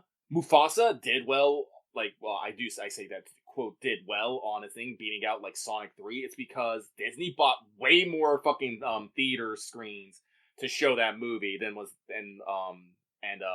basically shut out fucking the Sonic Sonic 3 viewings. That's why it's able to make big numbers. So the fact that, you know, Chainsaw Man, which is like only running for like 2 weeks, only gets like 2 or 3 showings a year, is pulling enough people into those theaters to, you know, basically dominate the current market right now. I don't think there's anything like super crazy happening right now, but, you know, it's still number 1. It's crazy. Yeah, like I think it's number 1 because there's not like a lot of mainstream Hollywood competition right now. Like, I don't think there's any other. I find out mostly about how movies are doing either through conversations in our Discord or like what I see for like trailers and ads. There are a few films out there, but, you know, it's just even odds that there's, you know, it's a Netflix movie that's getting a trailer run in front of me than anything else. But yeah, no, there's a lot going on, and obviously there's also kind of like something that I do appreciate, but also is interesting to see, is a lot of these movies are kind of juggling like effectively 2 different versions, right? Oh yeah, because we have both the dub, and then they're also doing sub showings. Yeah, I went to go see sub. That's fair. We all know about the appreciation. Hey, guess what? I get to talk about that when I talk about Shogun. I get to talk about that later. That show is fucking bilingual. The Japanese dialogue is subtitled, and also sometimes not subtitled. There's a few things where they just say shit in the background. It's not subtitled. You just have to roll with it. But yeah, no. I have not consumed the Chainsaw. I think I've talked about this before. I don't know. I always feel like a little bit of step back when people are like super mega ultra hype about stuff. I'm kind of like, let me let the waters cool off a little and see like if it's real goo or people are just hype. Chainsaw Man is probably good overall, but it's not been like burning a hole in my pocket to see it. Like, I don't know if I would actually call Chainsaw Man good, but it's one of those things of like, once you get on the ride, it's really hard to get off. That's really fair. hard to get off. Thrilling, like, yeah. So we'll see if I ever get around to that one. Demon Slayer is like in my Netflix queue to actually catch up on because I just haven't made time. There's too much TV, guys. There's a lot of TV. There's so much stuff out there. It's like Chainsaw Man. Like it's Chainsaw Man is pretty good, but it's pretty good in the what the fuck is about to happen next. Why are these why are these characters always suffering? Turn page. Ah. Yeah. So, But so again, Chainsaw Man, Chainsaw Man movie really good. I did get to go see that. It made me sad at the end. Legendary in our Patreon chat was talking, but I knew the end was coming because again, I try to keep up with it weekly, so I knew the ending already. But the way that they pulled it off, no. Mappa did good ass fucking work. So did the sound design team too. Oh god, there's just so many little things. And again, I watched it in sub. The VAs knocked it out of the park. Beam, my precious boy, you killed it. You killed it. Actually, I need to see who voiced Beam in Japanese. Honestly, that's the some of it's working in the movie format on the movie budget rather than not. Even if $5 million's not a crazy high movie budget. I mean, hey, that's fine. They're going to make a shitload of fucking money. Hopefully that, cycles down to the people involved, but it still means you're going to make a fuck ton of money. It's almost like you should fucking spend less money and make more money. Anyway, grumble about, the sweatshop VFX industry of bloated movie budgets. Listen, I think Robert Downey Jr. is cool. You don't need to pay him that much money. But what's up? Oh, sorry. No. Beam is Natsuki Hanae. Hang on. Let me see if I can find something recent. That's the same guy who does Okarun and Dandadan. No, he's solid. He's a G. No, he brings that kind of that screamy voice to actually. You gotta know how to yell.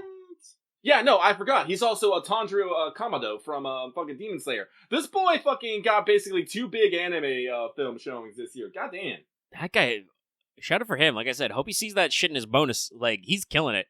Yeah, I was about to say, I was like, wait a minute, Natsuki Hanae. I was like, I remember that from someone. I remember that name from somewhere else. I was like, wasn't that? Yes. Killing it, yeah.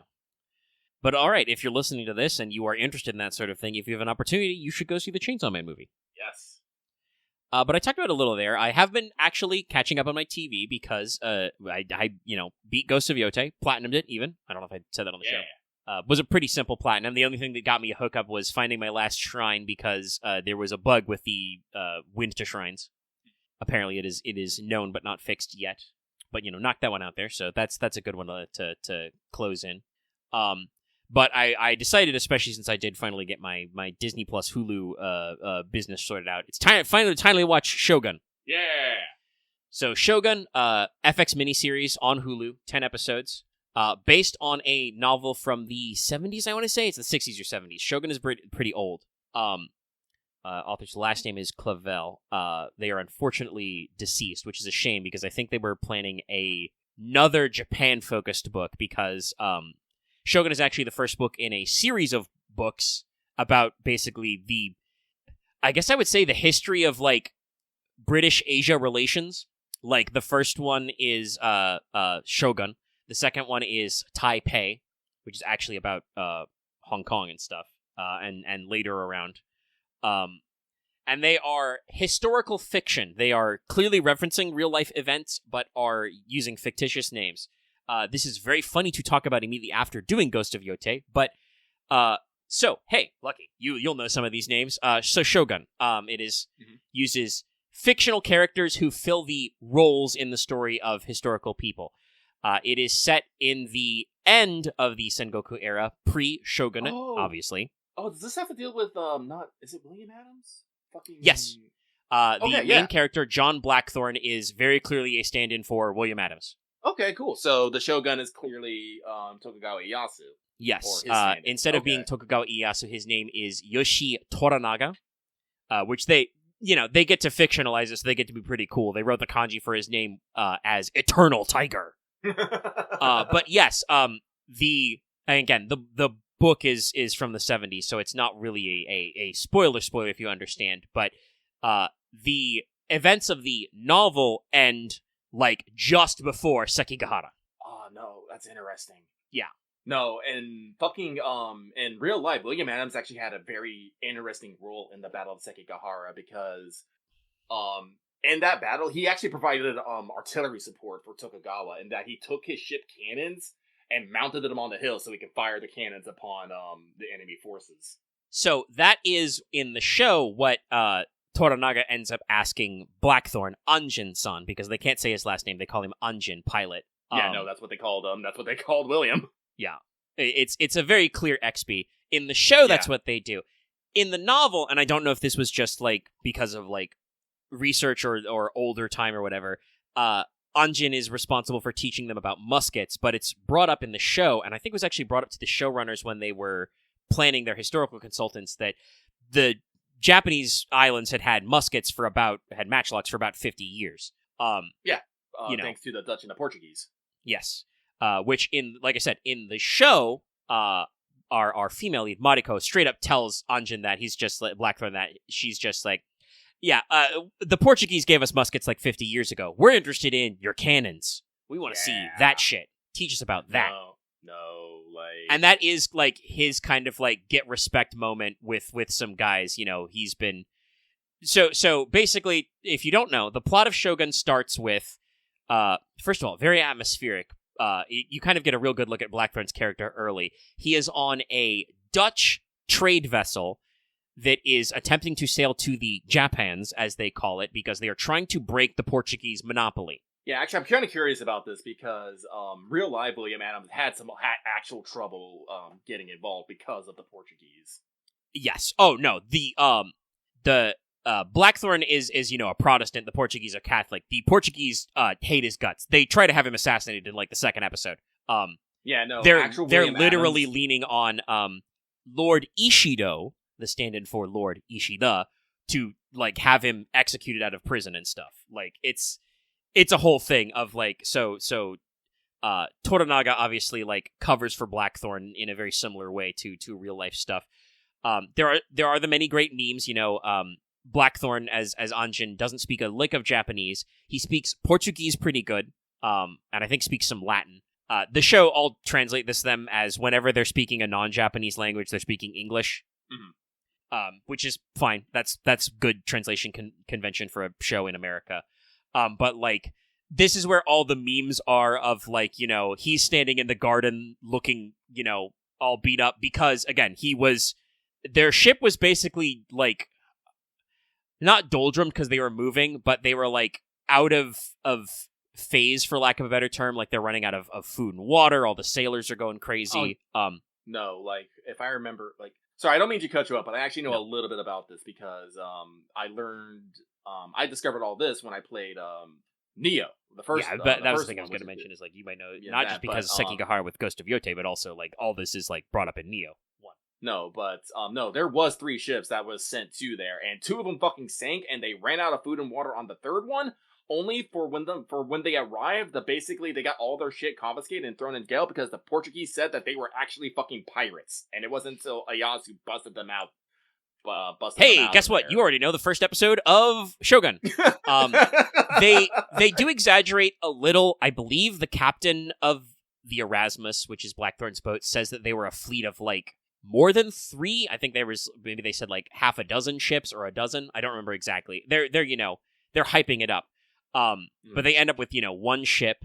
It quickly comes out that the Dutch ship they're on is a privateer, while Blackthorn is English. The ship from the Dutch has letters of marque in it to sack Portuguese bases, and specifically bring up that they experienced rumors of a Portuguese base in Macau, which is crewed by Japanese mercenaries, mixing both Ronin and Japanese Christians, which Toranaga, the stand-in for Tokugawa Ieyasu, doesn't know about. And he is the foreign affairs minister on the Council of Regents, because the Teiki, which is, our boy Hideyoshi, has died. Yeah, it starts with a crawl, which is basically like, the supreme leader of Japan has very recently died. He leaves a young son behind as his heir. 6 elders, I believe it was. Yeah. In real life, it was 6 elders. In the novel and the story, it is a council of 5 regents. The only one who I believe are two really strong historical stand-ins are Ishido and Toranaga. They're obviously Ishida and Tokugawa. The other guys are kind of like composites. Yeah, no, it's because they're the 2 main the 2 main commanders of the Battle of Sekigahara, which is literally the biggest and greatest battle that basically. In real life, also, there was there was a council of elders to like look after Hideyoshi's son, but there was also like a larger like bureaucratic body. So, like I said, they kind of borrow from both levels of this. Also, to kind of keep up the themes that are going on in the novel Shogun. Two of the Council of Regents are explicitly Japanese Christians, which was not true to life. Though they do at least say one of the lords, I forget his name off the top of my head, but because they're fictional, he has at least said he's only in with the Portuguese because of the immense amount of money he makes. One of the other of the Council of Elders, it's brought up in kind of the opening establishing acts. He is actually genuinely of the Christian faith because he contracted leprosy. So he's, had a whole crisis. He's always in scenes like, wearing the like Buddhist style monk veil where only his eyes are showing and like behind a screen and shit. Mm-hmm. And great physical makeup when he actually like comes out from behind that stuff. But yeah, they actually start with the opening crawl that basically says, the Taiki's heir is young, he's got a council of 5 regents, and, the most fiercest and famous among them is Toranaga. He's got the Minowara blood, the old rule of Shogun, but if you tell Toranaga he should be Shogun, he's like, no. Several of our other characters, those are pretty interesting, like, so obviously, like I said, Blackthorn washes ashore, all his men are captured by the local, village head, they're all thrown in prison. None of them speak a lick of Japanese, so they're all treated very poorly. One of the sailors is literally boiled alive on the first night. And it's really interesting, like I said, for a English sailor from this time period, Blackthorn is vaguely heroic. Like, he's still out for himself in the sense that, like, he wants to go home, he wants to complete his mission, he really wants to fuck over the Portuguese. But he, is concerned about the lives of his sailors, the men under his command. The captain of the Erasmus commits suicide in the opening scene. Blackthorn leaves him a pistol, and you hear the shot, and he's never seen again. So he's out. This is also obviously a metaphor for the things that Blackthorn's going to run into Japan, because we do once again bring up the fact that, like, if you're Catholic, seppuku would be a mortal sin, but most of the samurai are still pretty keen on it in this time period. But so he gets captured, and then, they're gonna, like, take all his muskets and cannon, but Toranaga finds out, because the lord of the local village is, his vassal, so it runs to him. But also he's going to Osaka because he's been summoned, because the other regents are gonna impeach him, because he took the mother of the heir to Edo. And the rest of the regents are like, man, you're overstepping your bounds. And he's like, it's not a hostage. She's giving birth. She can leave if she likes. There are some other very interesting parallels, though. Like I said, they changed a lot of the names for stuff going on, so, there are some differences. Instead of Oda, it's Kuroda, was the couple generations ago, tyrant that everybody's afraid of. So Mariko, our female lead, well, I'll just tell this to you, Lucky. Her disgraced dead father's surname is Akechi. Oh. Yeah, so her dad's the stand-in for Akechi Mitsuhide. So, like, she's got a lot of complex baggage about her family's relationship. Mm-hmm. They did also switch it up. There is a Lady Yodo analog, but they made it so instead of being Kuroda's niece, she's Kuroda's daughter. Yeah, I can see that. So, like, they play up some of the stuff, and, like, I haven't gotten to all of it because she's not a lot on screen yet, but they also make it that, like, Mariko and her are, like, childhood friends that are then broken apart because, hey, your dad killed my dad, betrayed him, it was bad. Even though we're not... The novel is, like, definitely leaning more towards the Demon King of the Sixth Heaven type shit. Like, I don't think anybody thinks of Kuroda, the character, as, like, a great guy. But betraying your liege lord, also bad. Do not do it. Loyalty, motherfucker.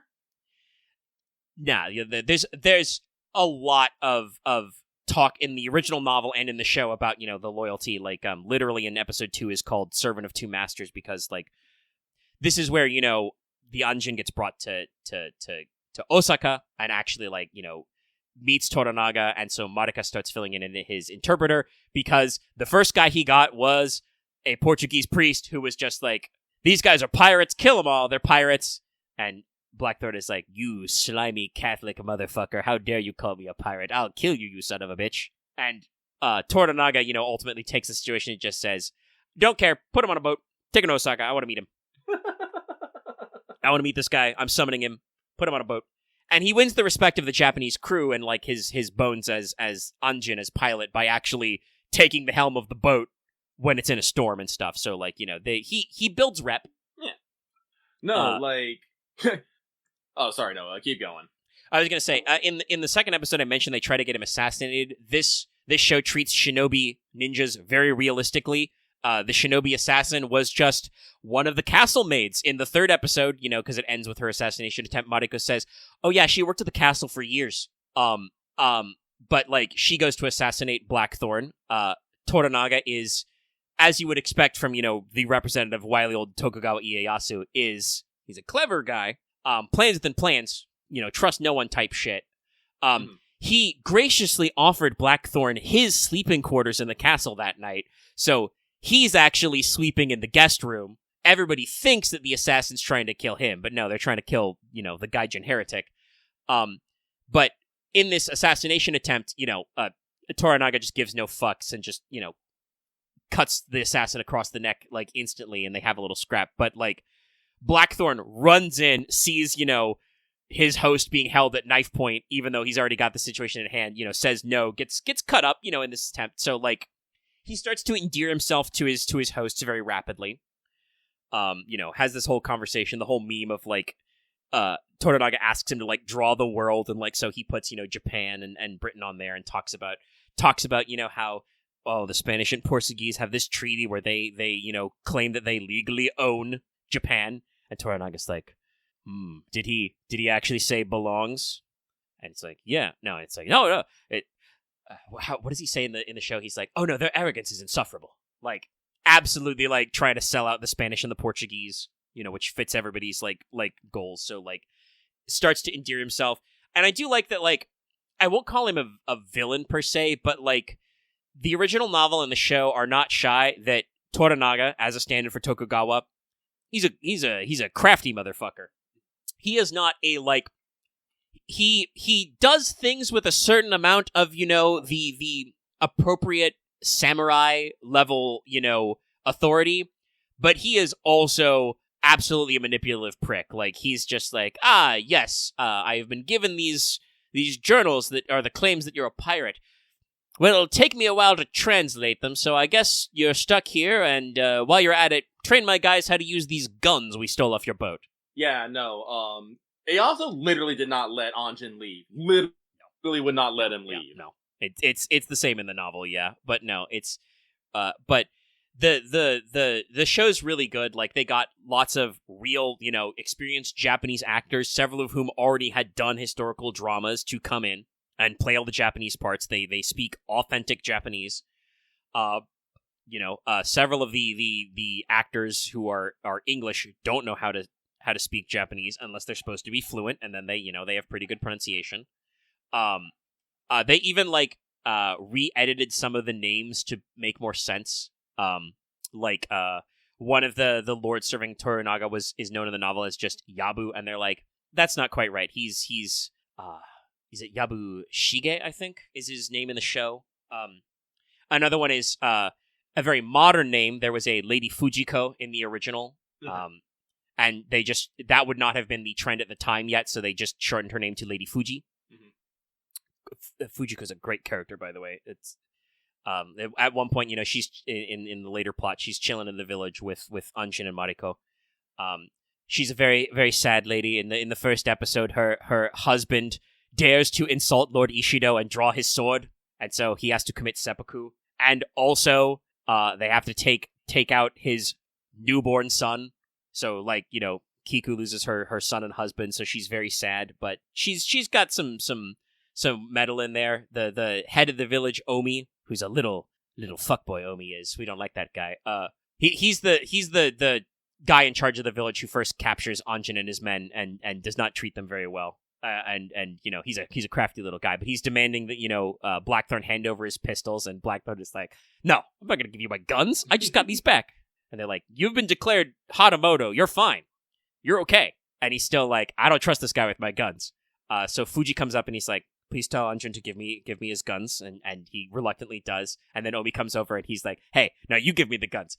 Fuji just points one of the pistol at him and be like, it would be good if you were on your way.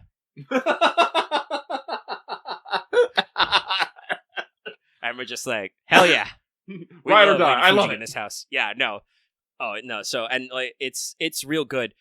I was a little concerned that like maybe it's a miniseries. It's supposed to be 10 episodes. They did say they're doing a second season, which is really interesting because I believe because the original plan was just a miniseries. It covers up to the end of the novel. Like I said, the novel ends before Sekigahara actually happens, but with the implication that it's like, oh yeah, we're gonna go have this big battle at Sekigahara, and you're like, oh, it was Tokugawa the whole time.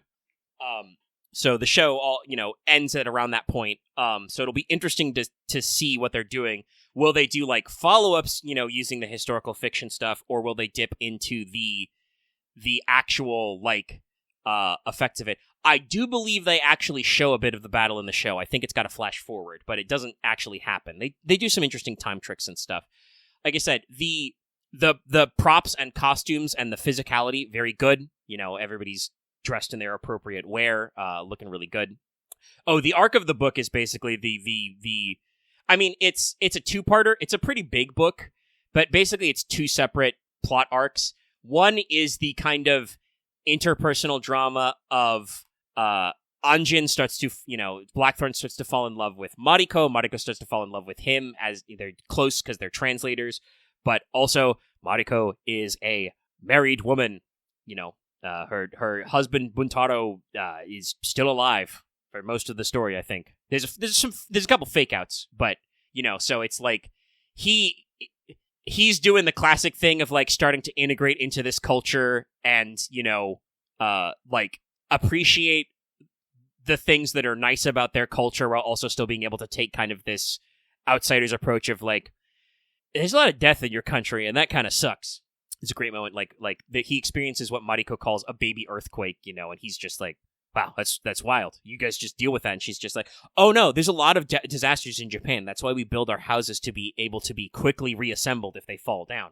And then later he turns that into a metaphor, when she talks about her family history, and he's like, well, you told me, you build your houses light and easy to repair, so I guess, it doesn't matter if you rebuild a house 40 or 50 times, all I see is a house kind of a thing. Like, so there's interpersonal stuff, but the like higher level plot is Toranaga uses the fact that there's this extra guy in Japan as like a pretext to set up the downfall of his rivals on the Council of Regents. And also push back against the Christian Portuguese because like he suspected that they were not honest about their business practices, but Blackthorn straight up confirms it to him that like, oh no, bro, they are making a fuckload of money taking your exports and selling them to like China and the West, man. And you're not seeing any of that profit. And Toranaga's just like, Yeah, no, William Adams actually, it does become one of the most influential people in Japan due to, well, I want to say influential, but had a great influence on the foreign trade. Until the Shimabara Rebellion, and then they decided to close the fucking borders. Yeah, close it up. He died before. He died before that, but no. Thanks to William Adams, he actually did a lot of hooking up with. Was it the East India? Probably that was out of the Dutch. Yeah. With the East India and a lot of stuff. He got a lot of stuff going for them.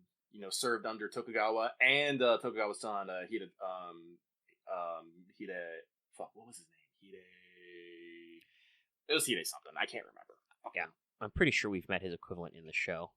Yeah, he's got the character of Toranaga's son has a big chip on his shoulder because his dad's so super cool and master planning and doesn't tell him shit. And he's just like, Dad, why don't you tell me anything? And he's just like, my son, I have one truth to tell you. You play the game of allies and enemies. You're only looking out for you in this world, bro. No, but William Adams did get married to a woman in Japan and had multiple children. This, by the way, while William Adams was still married in England. Yeah, no, that's also true of Blackthorn. He says when discussing it with Mariko that he's got a son and daughter back home.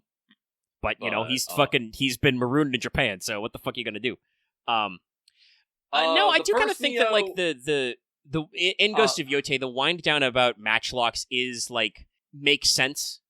And Neo 1, technically it is the same time period, but I believe Neo 1 ends around the Battle of Sekigahara. Ghost of Yotei properly starts, like, sometime after the Battle of Sekigahara. Yeah. Because like, that's...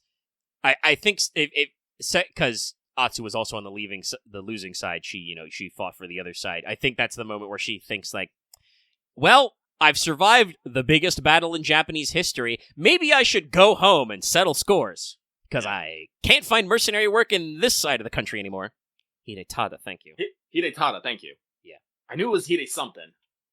And no, that's also, like I said, Clavel wrote several novels, some of which go back to Japan at like later periods.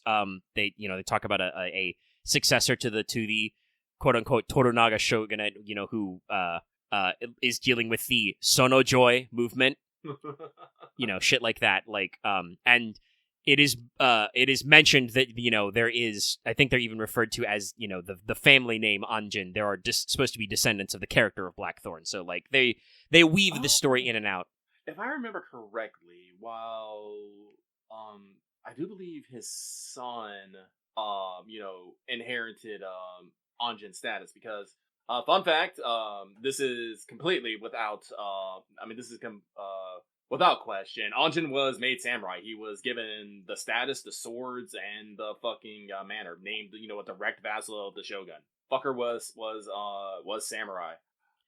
Yeah, that's one of those ones that is unambiguous. It's like, no, yes. Ieyasu did do that. Yes. But I do believe they said they expelled his children when they closed their borders to foreign trade because, again, the Shimabara Rebellion was partly what was I want to say? Inflamed, pressed by, I believe it was Portuguese traders. Yes, it was the Portuguese were primarily doing the trade with Japan, so. Yes. So after that, that's when the Tokugawa Shogun was like, all right, people can't have swords, and we're not doing trade with people because clearly they just want to, fuck with our shit, which was partly correct. I mean, they dodged a lot of the colonialism going around. They really did, actually. As a result, think about it. I don't actually know for sure, like the Portuguese and Dutch angles on Japan, like. You know how like they were saying you're like, oh yeah, the Portuguese think they own you. I'm like, I don't actually know if that's like true. No, it's implied in they had the legal precedent because there was a papal treaty where the Portuguese and the Spanish basically split up the world. But it is doubtful historically that the Portuguese actually wanted to like literally replace like Christianize Japan and replace the leaders. They were perfectly fine making money and slowly working on conversion. But it is the kind of thing that, like I said, like Blackthorn could spin pretty easily in the show to be like, yeah, oh yeah, no, these Catholic guys are like they think they own this place, they can do whatever they like, and they definitely, at least again in the show, I'll have to look up the history of Macau, but like in the show, it's explicit like, no, we've seen Japanese mercenaries in Macau. It's actually, I was actually thinking about this. I think another interesting time for a Ghost game would actually be around the time of World War I and the Japanese-Russian War. I think that could have also be interesting. Do something a little closer to modern, but still throw in some of that archaicness. Well, and I mean the Russo-Japanese War is definitely like. I mean, I'm pretty sure officers were still issued swords, so you could do that. The guns are bolt action, so they would not be very rapid. Also, God knows if they were even bolt action. The First World War is very Russo-Japanese funny. Wars was 1904 to 1905. God, lasted but basically a year and a half. Would we using clip-fed bolts yet? We might still be doing single shot, like hand-loading shit. Like it's again the pre-World War technology is very interesting. But yeah, no, that there's a lot of interesting stuff that would go on there. But yeah, no, so. Shogun's really good. Like I said, they got Japanese actors to do all the Japanese parts. Everything's really well researched. Like I said, they heavily consulted historians and stuff, which came up to that plot twist where they were just like, oh yeah, no, in the novel he trains them on musket tactics, and they're just like, oh, no, they would have known. The cannons, though, that's actually what William Adams did, and they're like, okay, we'll do that. The action is not the centerpiece of the show, but well, I was gonna say earlier, some of the choreography is a little clunky. I did see in some of the fights some edge-to-edge blocking with katanas. Do not do that in real life. It's very bad. You will chip your blades that way. It's stuntmen using prop swords, so it doesn't actually matter. But like a little things like that. But generally, they've got some smooth action. Most of their action scenes so far have taken place as like night raids and shit. I will say at least that while they also know about muskets, a decent number of these samurai are also archers.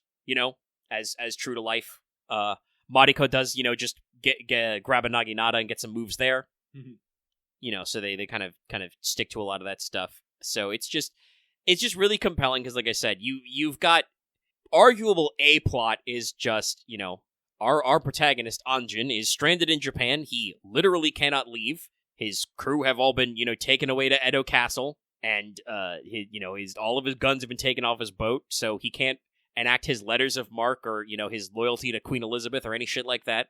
And also as he kind of like comes to appreciate this country, and kind of correct himself on some stuff, they bring up the fact that like back in then, the historical time period, bathing was super uncommon in Elizabethan England. You did it like once a month, maybe. Mm-hmm. Whereas obviously bathing regularly very important to the Japanese for a variety of reasons. He gets cut up in that assassination attempt, and he calls the doctor a warlock. He's like, "Oh, he's going to bleed me, isn't he?" And Mariko has a hell of a time trying to run that one back, like explain warlock. They're speaking Portuguese, so probably like I don't know the exact Portuguese for like witches, but it would probably be like brujeria, brujerix, something along those lines. Brujeria is witch in Spanish. Brujeros, I think, is the masculine. Something like that, and she's probably just like, "What? Huh?" This is both true to the novel and also the show. They do kind of like vulgarize the dialogue up a little bit, but still in a historical context. Like there is some shits and fucks thrown in there, but there's also something like oh god, what does Blackthorn say to Omi as well, knowing that Mariko's going to censor it for him? He's just like, tell this what is it, shit slinging milk drip bastard that I'm ready to go, kind of a thing. Like they get very colorful. And there's a lot of like I said, really good wit. Like the doctor at one point tells, he's like, this guy's too tense. You need to get him a woman. And like Mariko like politely passes that on to Blackthorn, and he's like, well, if he's not a warlock, he's certainly a pimp. And then the Mariko misunderstands his confusion, so she's like, would you prefer a male companion? And he's just like, good God, where have I ended up? Blackthorn's actor is also really good. Like they picked, like, I think the tallest motherfucker they could find, to kind of get the feel right. So he's like, head and shoulders over everybody else in this show, even the Portuguese guys. And he speaks, deep down like this. So like it's just really well acted. All the Japanese actors are, like I said, killing it, and like there's this wonderful stuff. So like I'm enjoying it a lot. It's a very good time, and you should check it out. Even if, like I said, I did not understand this when I read the novel when I was younger. I read it in like my high school years. Good book, a little long-winded at points, but it's doing a slow build, I think. But like the once you realize that it's full of, like I said, historical stand-in characters, you're just like, oh, well, I kind of know how this is going to go now. I think when I read the novel, I was like wondering if Toranaga would be successful. But when you realize it's just Tokugawa Ieyasu, you're just like, oh, well, I know he's going to win. Yeah. But how is he going to win? It is fiction, like, so you gotta wonder like how things are going to work out. It's one of those things of like, yeah, you can like read on paper or Wikipedia page, you can see the numbers and who won and stuff, but actually seeing characters talk about it and what led them to the decision, and seeing boots on the ground, that's a very different kind of vibe. And this show does a pretty good job of like, first of all, like I said, the original author Clavel was a madman. There were a shitload of perspective shifts in the original novel. Like in the first couple chapters, they run through like you get like Blackthorn's POV, Toranaga's POV, Mariko's POV, Random Samurai's POV, kind of stuff. Like Random Samurai. They just run through a lot of characters. So the show also does this. Like you think that it's about our main guy, but like they will do big chunks of the episode where Anjin is off screen, and it's not just when he's in prison. It's also like just like talking about Lord Ishido's planning things, and he's got the Council of Regents meet, and this thing and that thing, and Toranaga's meeting, and like Toranaga's having clandestine meetings in his his pigeon coop with his guys, and he asks stuff like, hey homie, did you betray me? Did you betray me to Ishido? Yabushige's like, hey, if you want, tell me to commit seppuku, I'll do it right now. I'll do it right now if you want me to. but, and then of course, all this stuff and it's like it's at its core, it's character drama. It is also a historical drama, but at its core, it's a character piece, and you get like invested in these guys and their schemes, and you worry about some guys, you don't worry about other guys. Like I said, I am, as much as he's an enjoyable kind of like scumbag character, I am not concerned about Yabushige. He boiled a guy alive while banging a prostitute. Damn. Like literally, he's having this guy. He's out of sight, but he's having one of the foreign crewmen boiled alive in a pot on the beach at night while he's like eating dinner, writing poetry, and has a courtesan in the thing, and he's just like, yeah, fuck it, we ball. I'll bang it out. That it's just like I'm like, I don't feel bad for him, but you also can.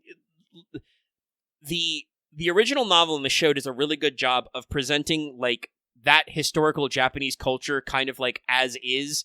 The show doesn't really offer judgment. Like Blackthorn has his opinion on things, but also you've got characters like Mariko and Toranaga to bounce off of as well.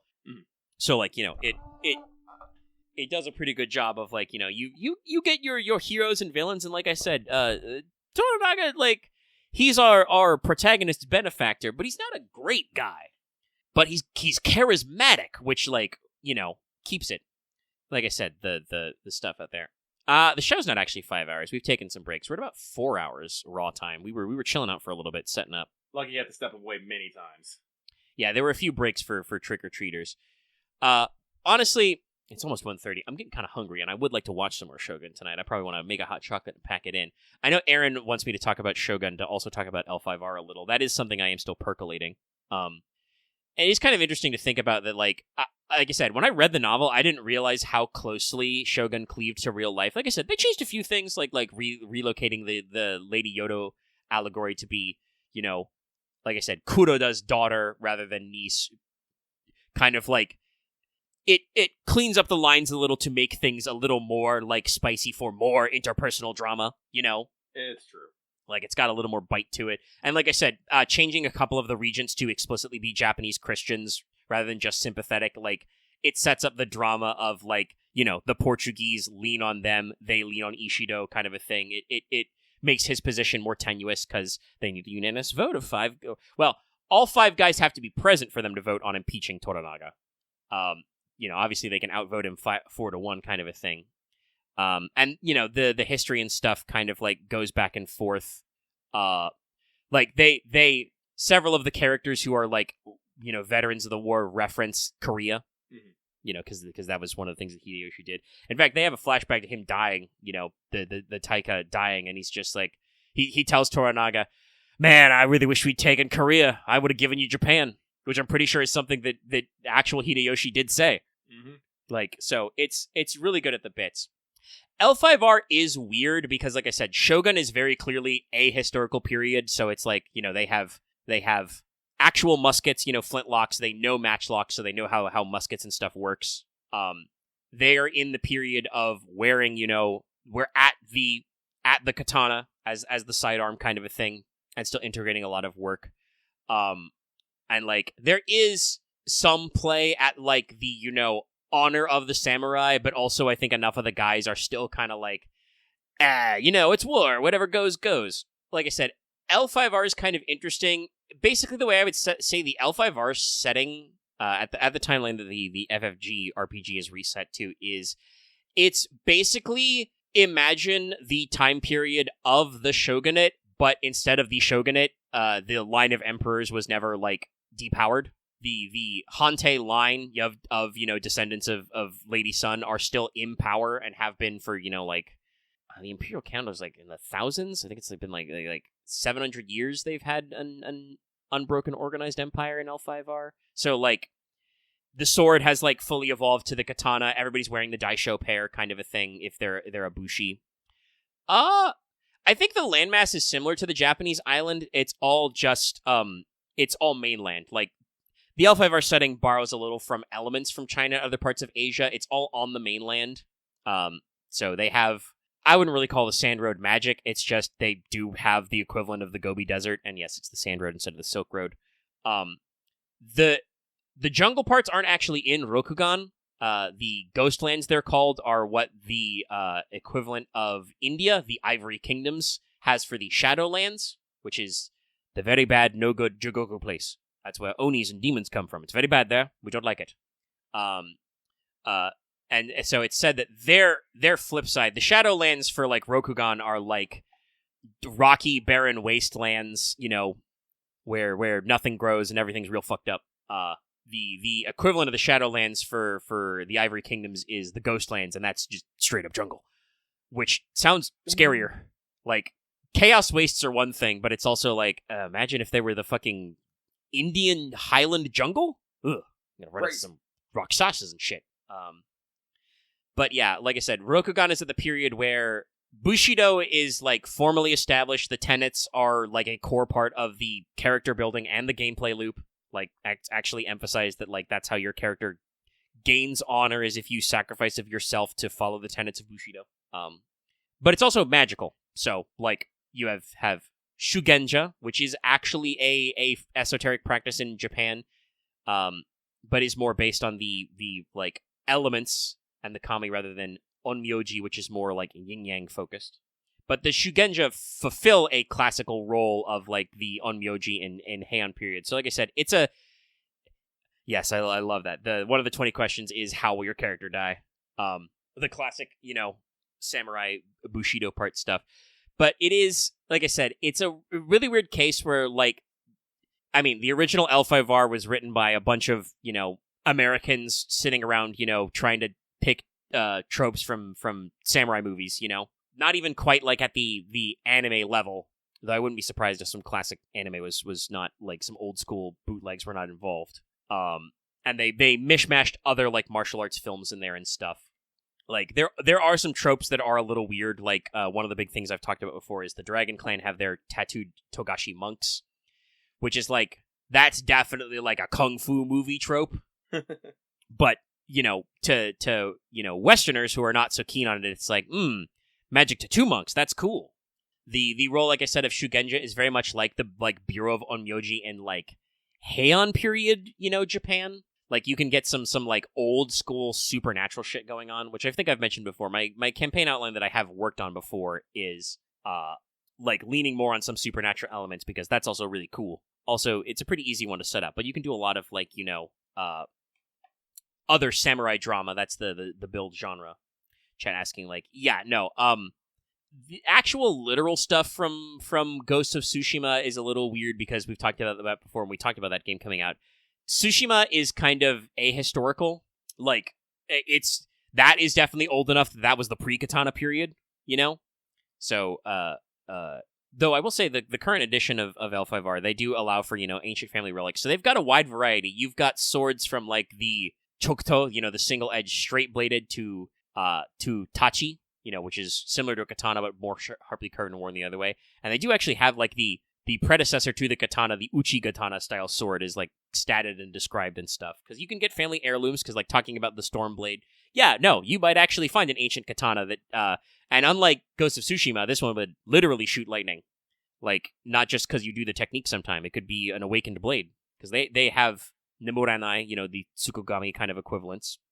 It's a neat little setting that I like for it's very much heavy on the pastiche, L5R is. Yeah, beseech your ancestors.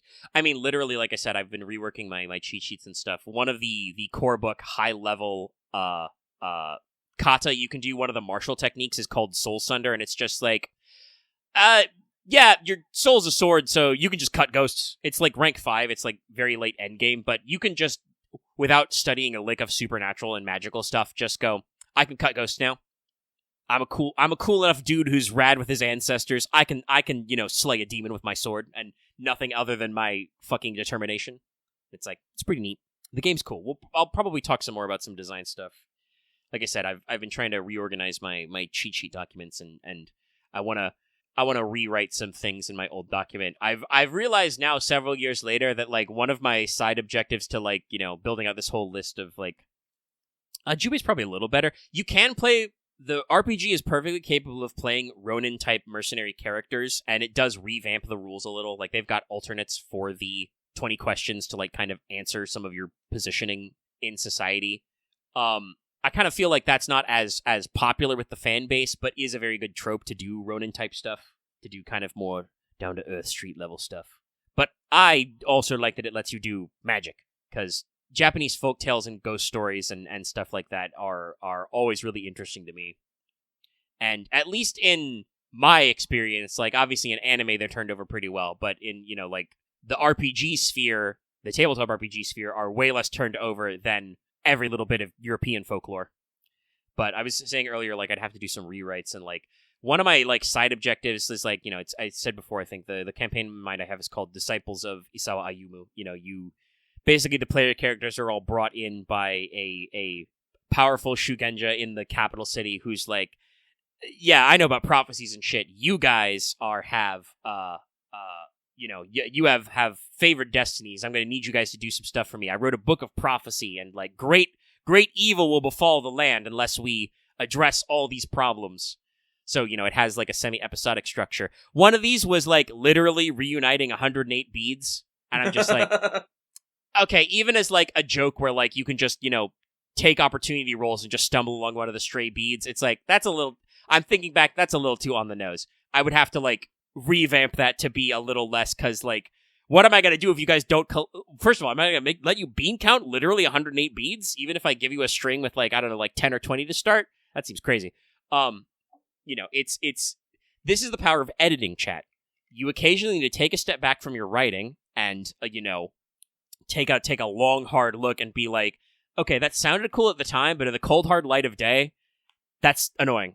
So, you know, I'll come up with a different plot hook. Oh no. But it's something to keep in the back of my mind, because tabletop-wise, we're working on a lot of different cylinders.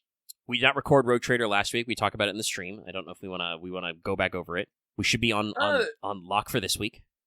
We're on. We have no unlock anything. Loth already said, "Oh yeah, there might be another storm." That is true, but at the very least, assuming God does not smite us. Also, we don't know if one of Loth's family is just going to suddenly call him and say, "Hey, the thing is happening today." Yes, Lucky is a little cross about this. Yeah, scheduling. And obviously, I don't know exactly his relationship with family, but Loth doesn't really seem like he's in a spot where he can just be like, "Oh, I actually, like, have social plans today," and they're just like, "No, you do not." Yeah, no, I can't say shit about him not having, you know, power and internet, Act of because that's an act of God. But at the same time, it was very annoying to me that it came on like 10 minutes after Dallas leaves to go to dinner, and he's like, "Hey, can we start again? Can we start it up anyways?" And I'm just like, no.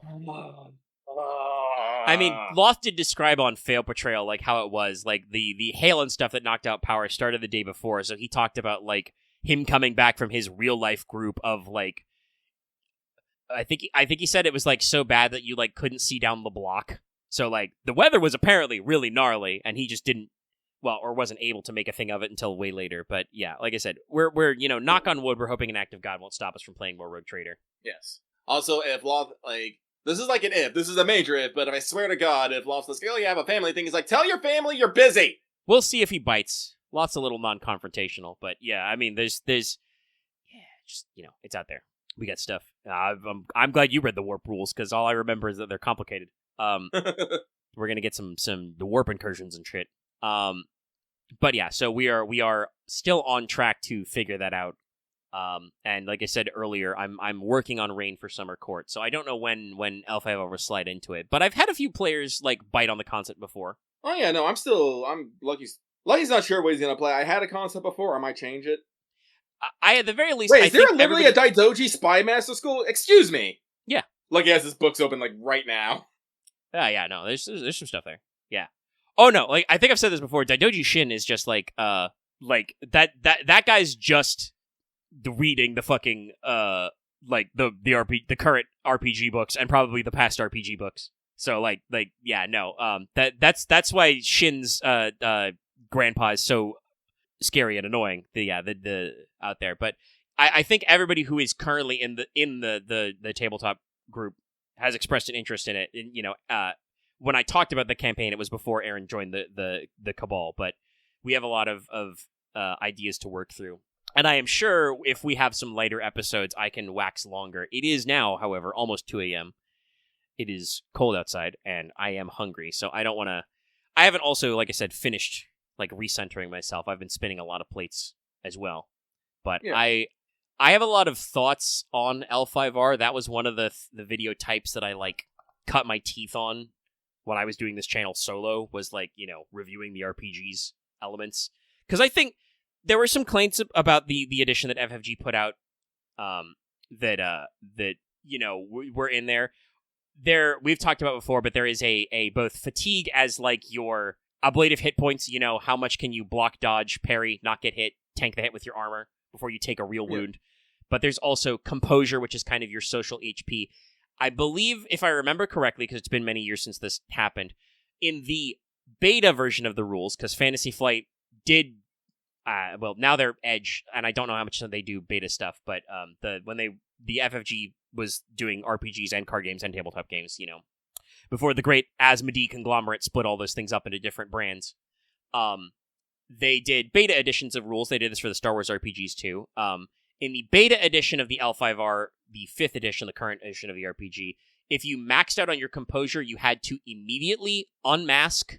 So you had to immediately have like some sort of like emotional outburst or critical moment where your mask, your face slips. And some people were kind of like against that because, you know, first of all, players don't like the idea of like being forced to lose control kind of a thing. And also, you know, some people had, I want to say, they did phrase it as kind of like childish objections of just like, oh, this game sucks now. I have to have an emotional outburst if my stat is maxed out. And it's like, yeah, if your strife, you know, exceeds your composure, that means you're doing something. Something emotional is happening on you, or you're taking a lot of strain. But also, in the final version of the rules, they did change it so you can choose to unmask to reset to half your strife, or you can just suck it up and hold it in, but you become compromised, and that means you cannot keep dice that have the strife symbol, because, yes, it is FFG, so we do have funny haha dice. Funny haha dice! So, yeah. But there was a lot of discussion about it, so I like got pretty in depth into looking in. It's like I said, it's a very elegant system for what it does. I like that the current edition has both martial techniques and social techniques. Very good of them to include these two, and they're not just like social techniques are not just good in fights, or not just good in social scenes. They're also good in fights. Like they say, they can be used in any scene. Technically, you can use kata in some non-combat scenarios, but usually they involve hitting a guy.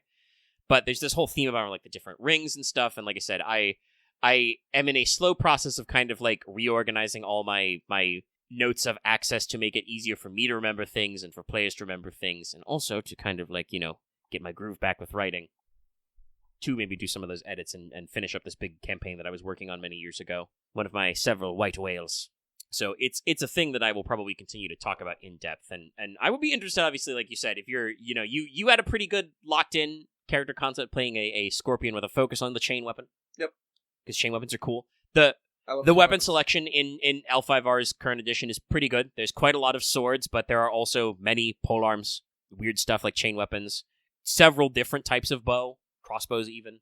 Like I said before, we talked about this when talking about Yote earlier, but in Rokugan, black powder, Gaijin pepper is outlawed after some various shenanigans. That doesn't mean that it doesn't get used, but it's mostly as a covert weapon, so muskets and pistols are like out of the question. Do I not have the Scorpion book? I might not. There is no Scorpion source book. Oh, okay, then where the fuck was the Scorpion? I think it was in the Bayushi Death Dealer. I think was in the Crane book, Courts of Stone, because that also included several different shinobi stuff. Yeah, no. I'm seeing I see maybe I passed because I saw the mercenary shinobi there. Maybe it was further down. It starts with Bayushi, so it might be earlier because it's or it might not, because like there are hyperlinks in the PDFs, but as usual, RPG layouts are tough, and so, you know, FFG tried their best, but it's not always perfect. There's a lot of like footnotes and marginalia that are important. They do at least color code them, but you know, it's one of those things that the books take a very thorough read. Oh no, Bayushi Death Dealer was the very first one. Excuse me. There's a lot of you know, really cool concepts. One of the things that I think even it's introduced in that book with the Death Dealer is they do reference like ninjato, you know, like cheap swords used by mercenaries that are associated with the trope of ninja. But they also do have the shinobi katana, which is like, we just put like a wakizashi length blade in a katana sheath. I think it's actually a little longer, but it's basically like, it's a shortened sword in a full length sheath, so you get a quick draw, which is like technically like dishonorable because you're like deceiving people, but also lets you do funny haha things. I might still be a Bayushi Death Dealer, or I just might be a mercenary shinobi. That could be fun too. That can represent a lot of things. Like I like the way the school system is like you can play a character who is, from a proper samurai, clan family and all that, but use looser goosier schools because this can represent of like, oh, you're from a nondescript or as yet unmodeled shinobi tradition in this clan. I do think I still want to stick to my plan of like, especially because it's been a few years, so we'd have to get in it since I practiced it to give it in practice. I would probably run what's the starter adventure, the Topaz Championship. So I'd like everybody to probably be from the normal great clans, but maybe a minor clan. That can work. There's all kinds of stuff you can pick. There's a lot of options, like I said, and that's one of my plans is to reorganize my notes on schools and shit. Luckily, character creation is really fun because they have the 20 questions format, which is best run through all together as the group.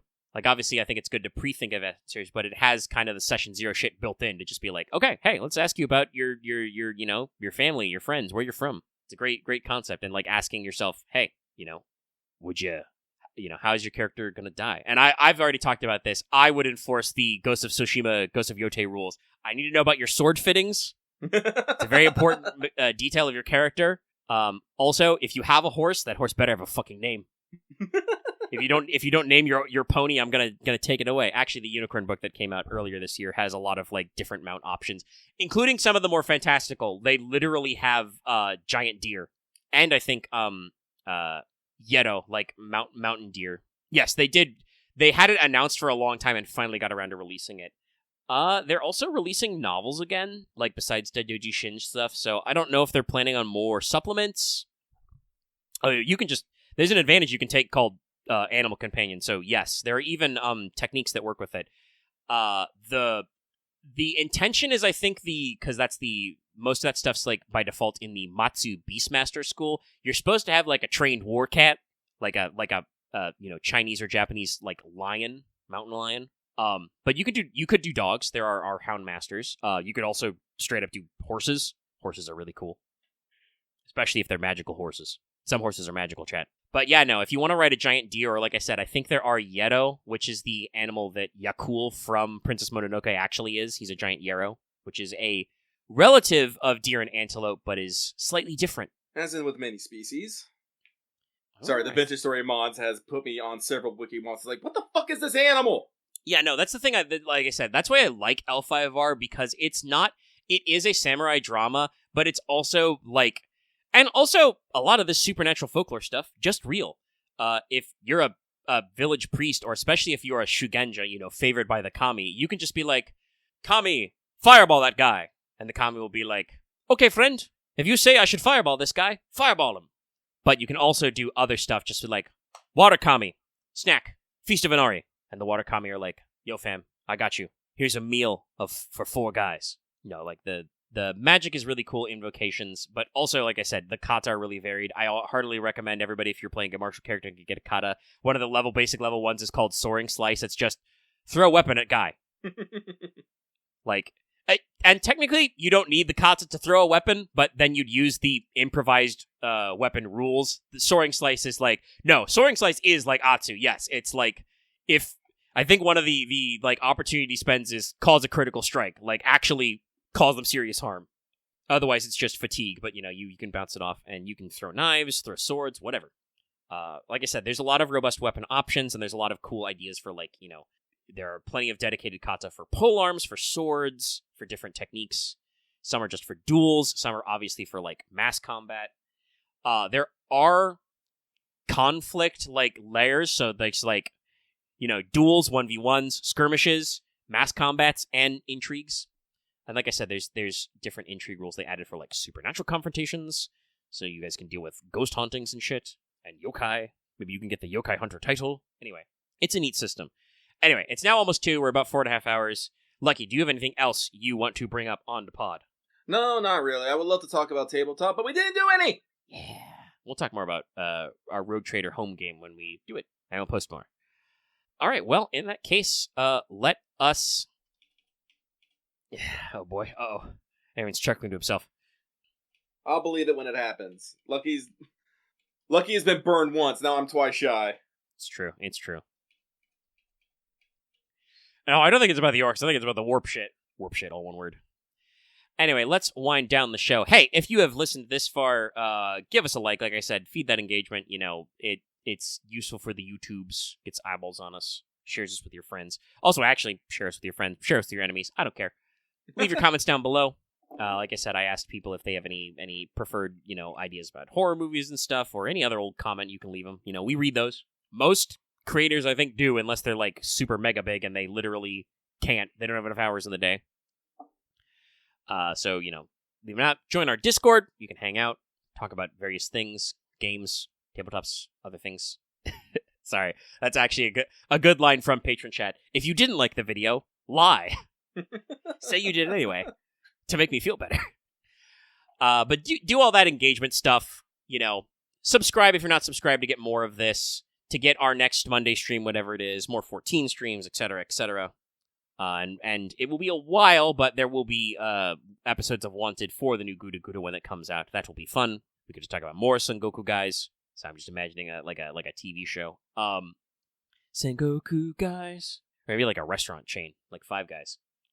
Sorry, my brain's trying to think of food puns about Sengoku era. I'm going to stop and end the show before I absolutely lose my mind. So, hey, do all that engagement stuff I talked about. Consider joining the channel memberships. Consider supporting us on Patreon. You can get the audio of this episode for as little as $1 a month and get lots of other things. And we'll run through our stuff out there. So we'll be seeing you next time. But at higher levels, you do get a shout-out. So I have to shout out to our patrons like Adam DeHart, Blexter G, Call me Carlos? That's a different guy. Call me Zed and Carlos. Two separate guys. Sorry, my stomach's starting to rumble. It's been a while since dinner. Dragon, JDV9000, Starlight, Rise of Kenji, Rogam, and Charvar, Varen the Crow, all of our other patrons, and even you, wonderful, beautiful listeners at home. That's it. We'll see you next week for more Let's Talk FGO. Good night, everybody. Have a happy, Good night. spooky season, and hope that Mariah Carey doesn't get you.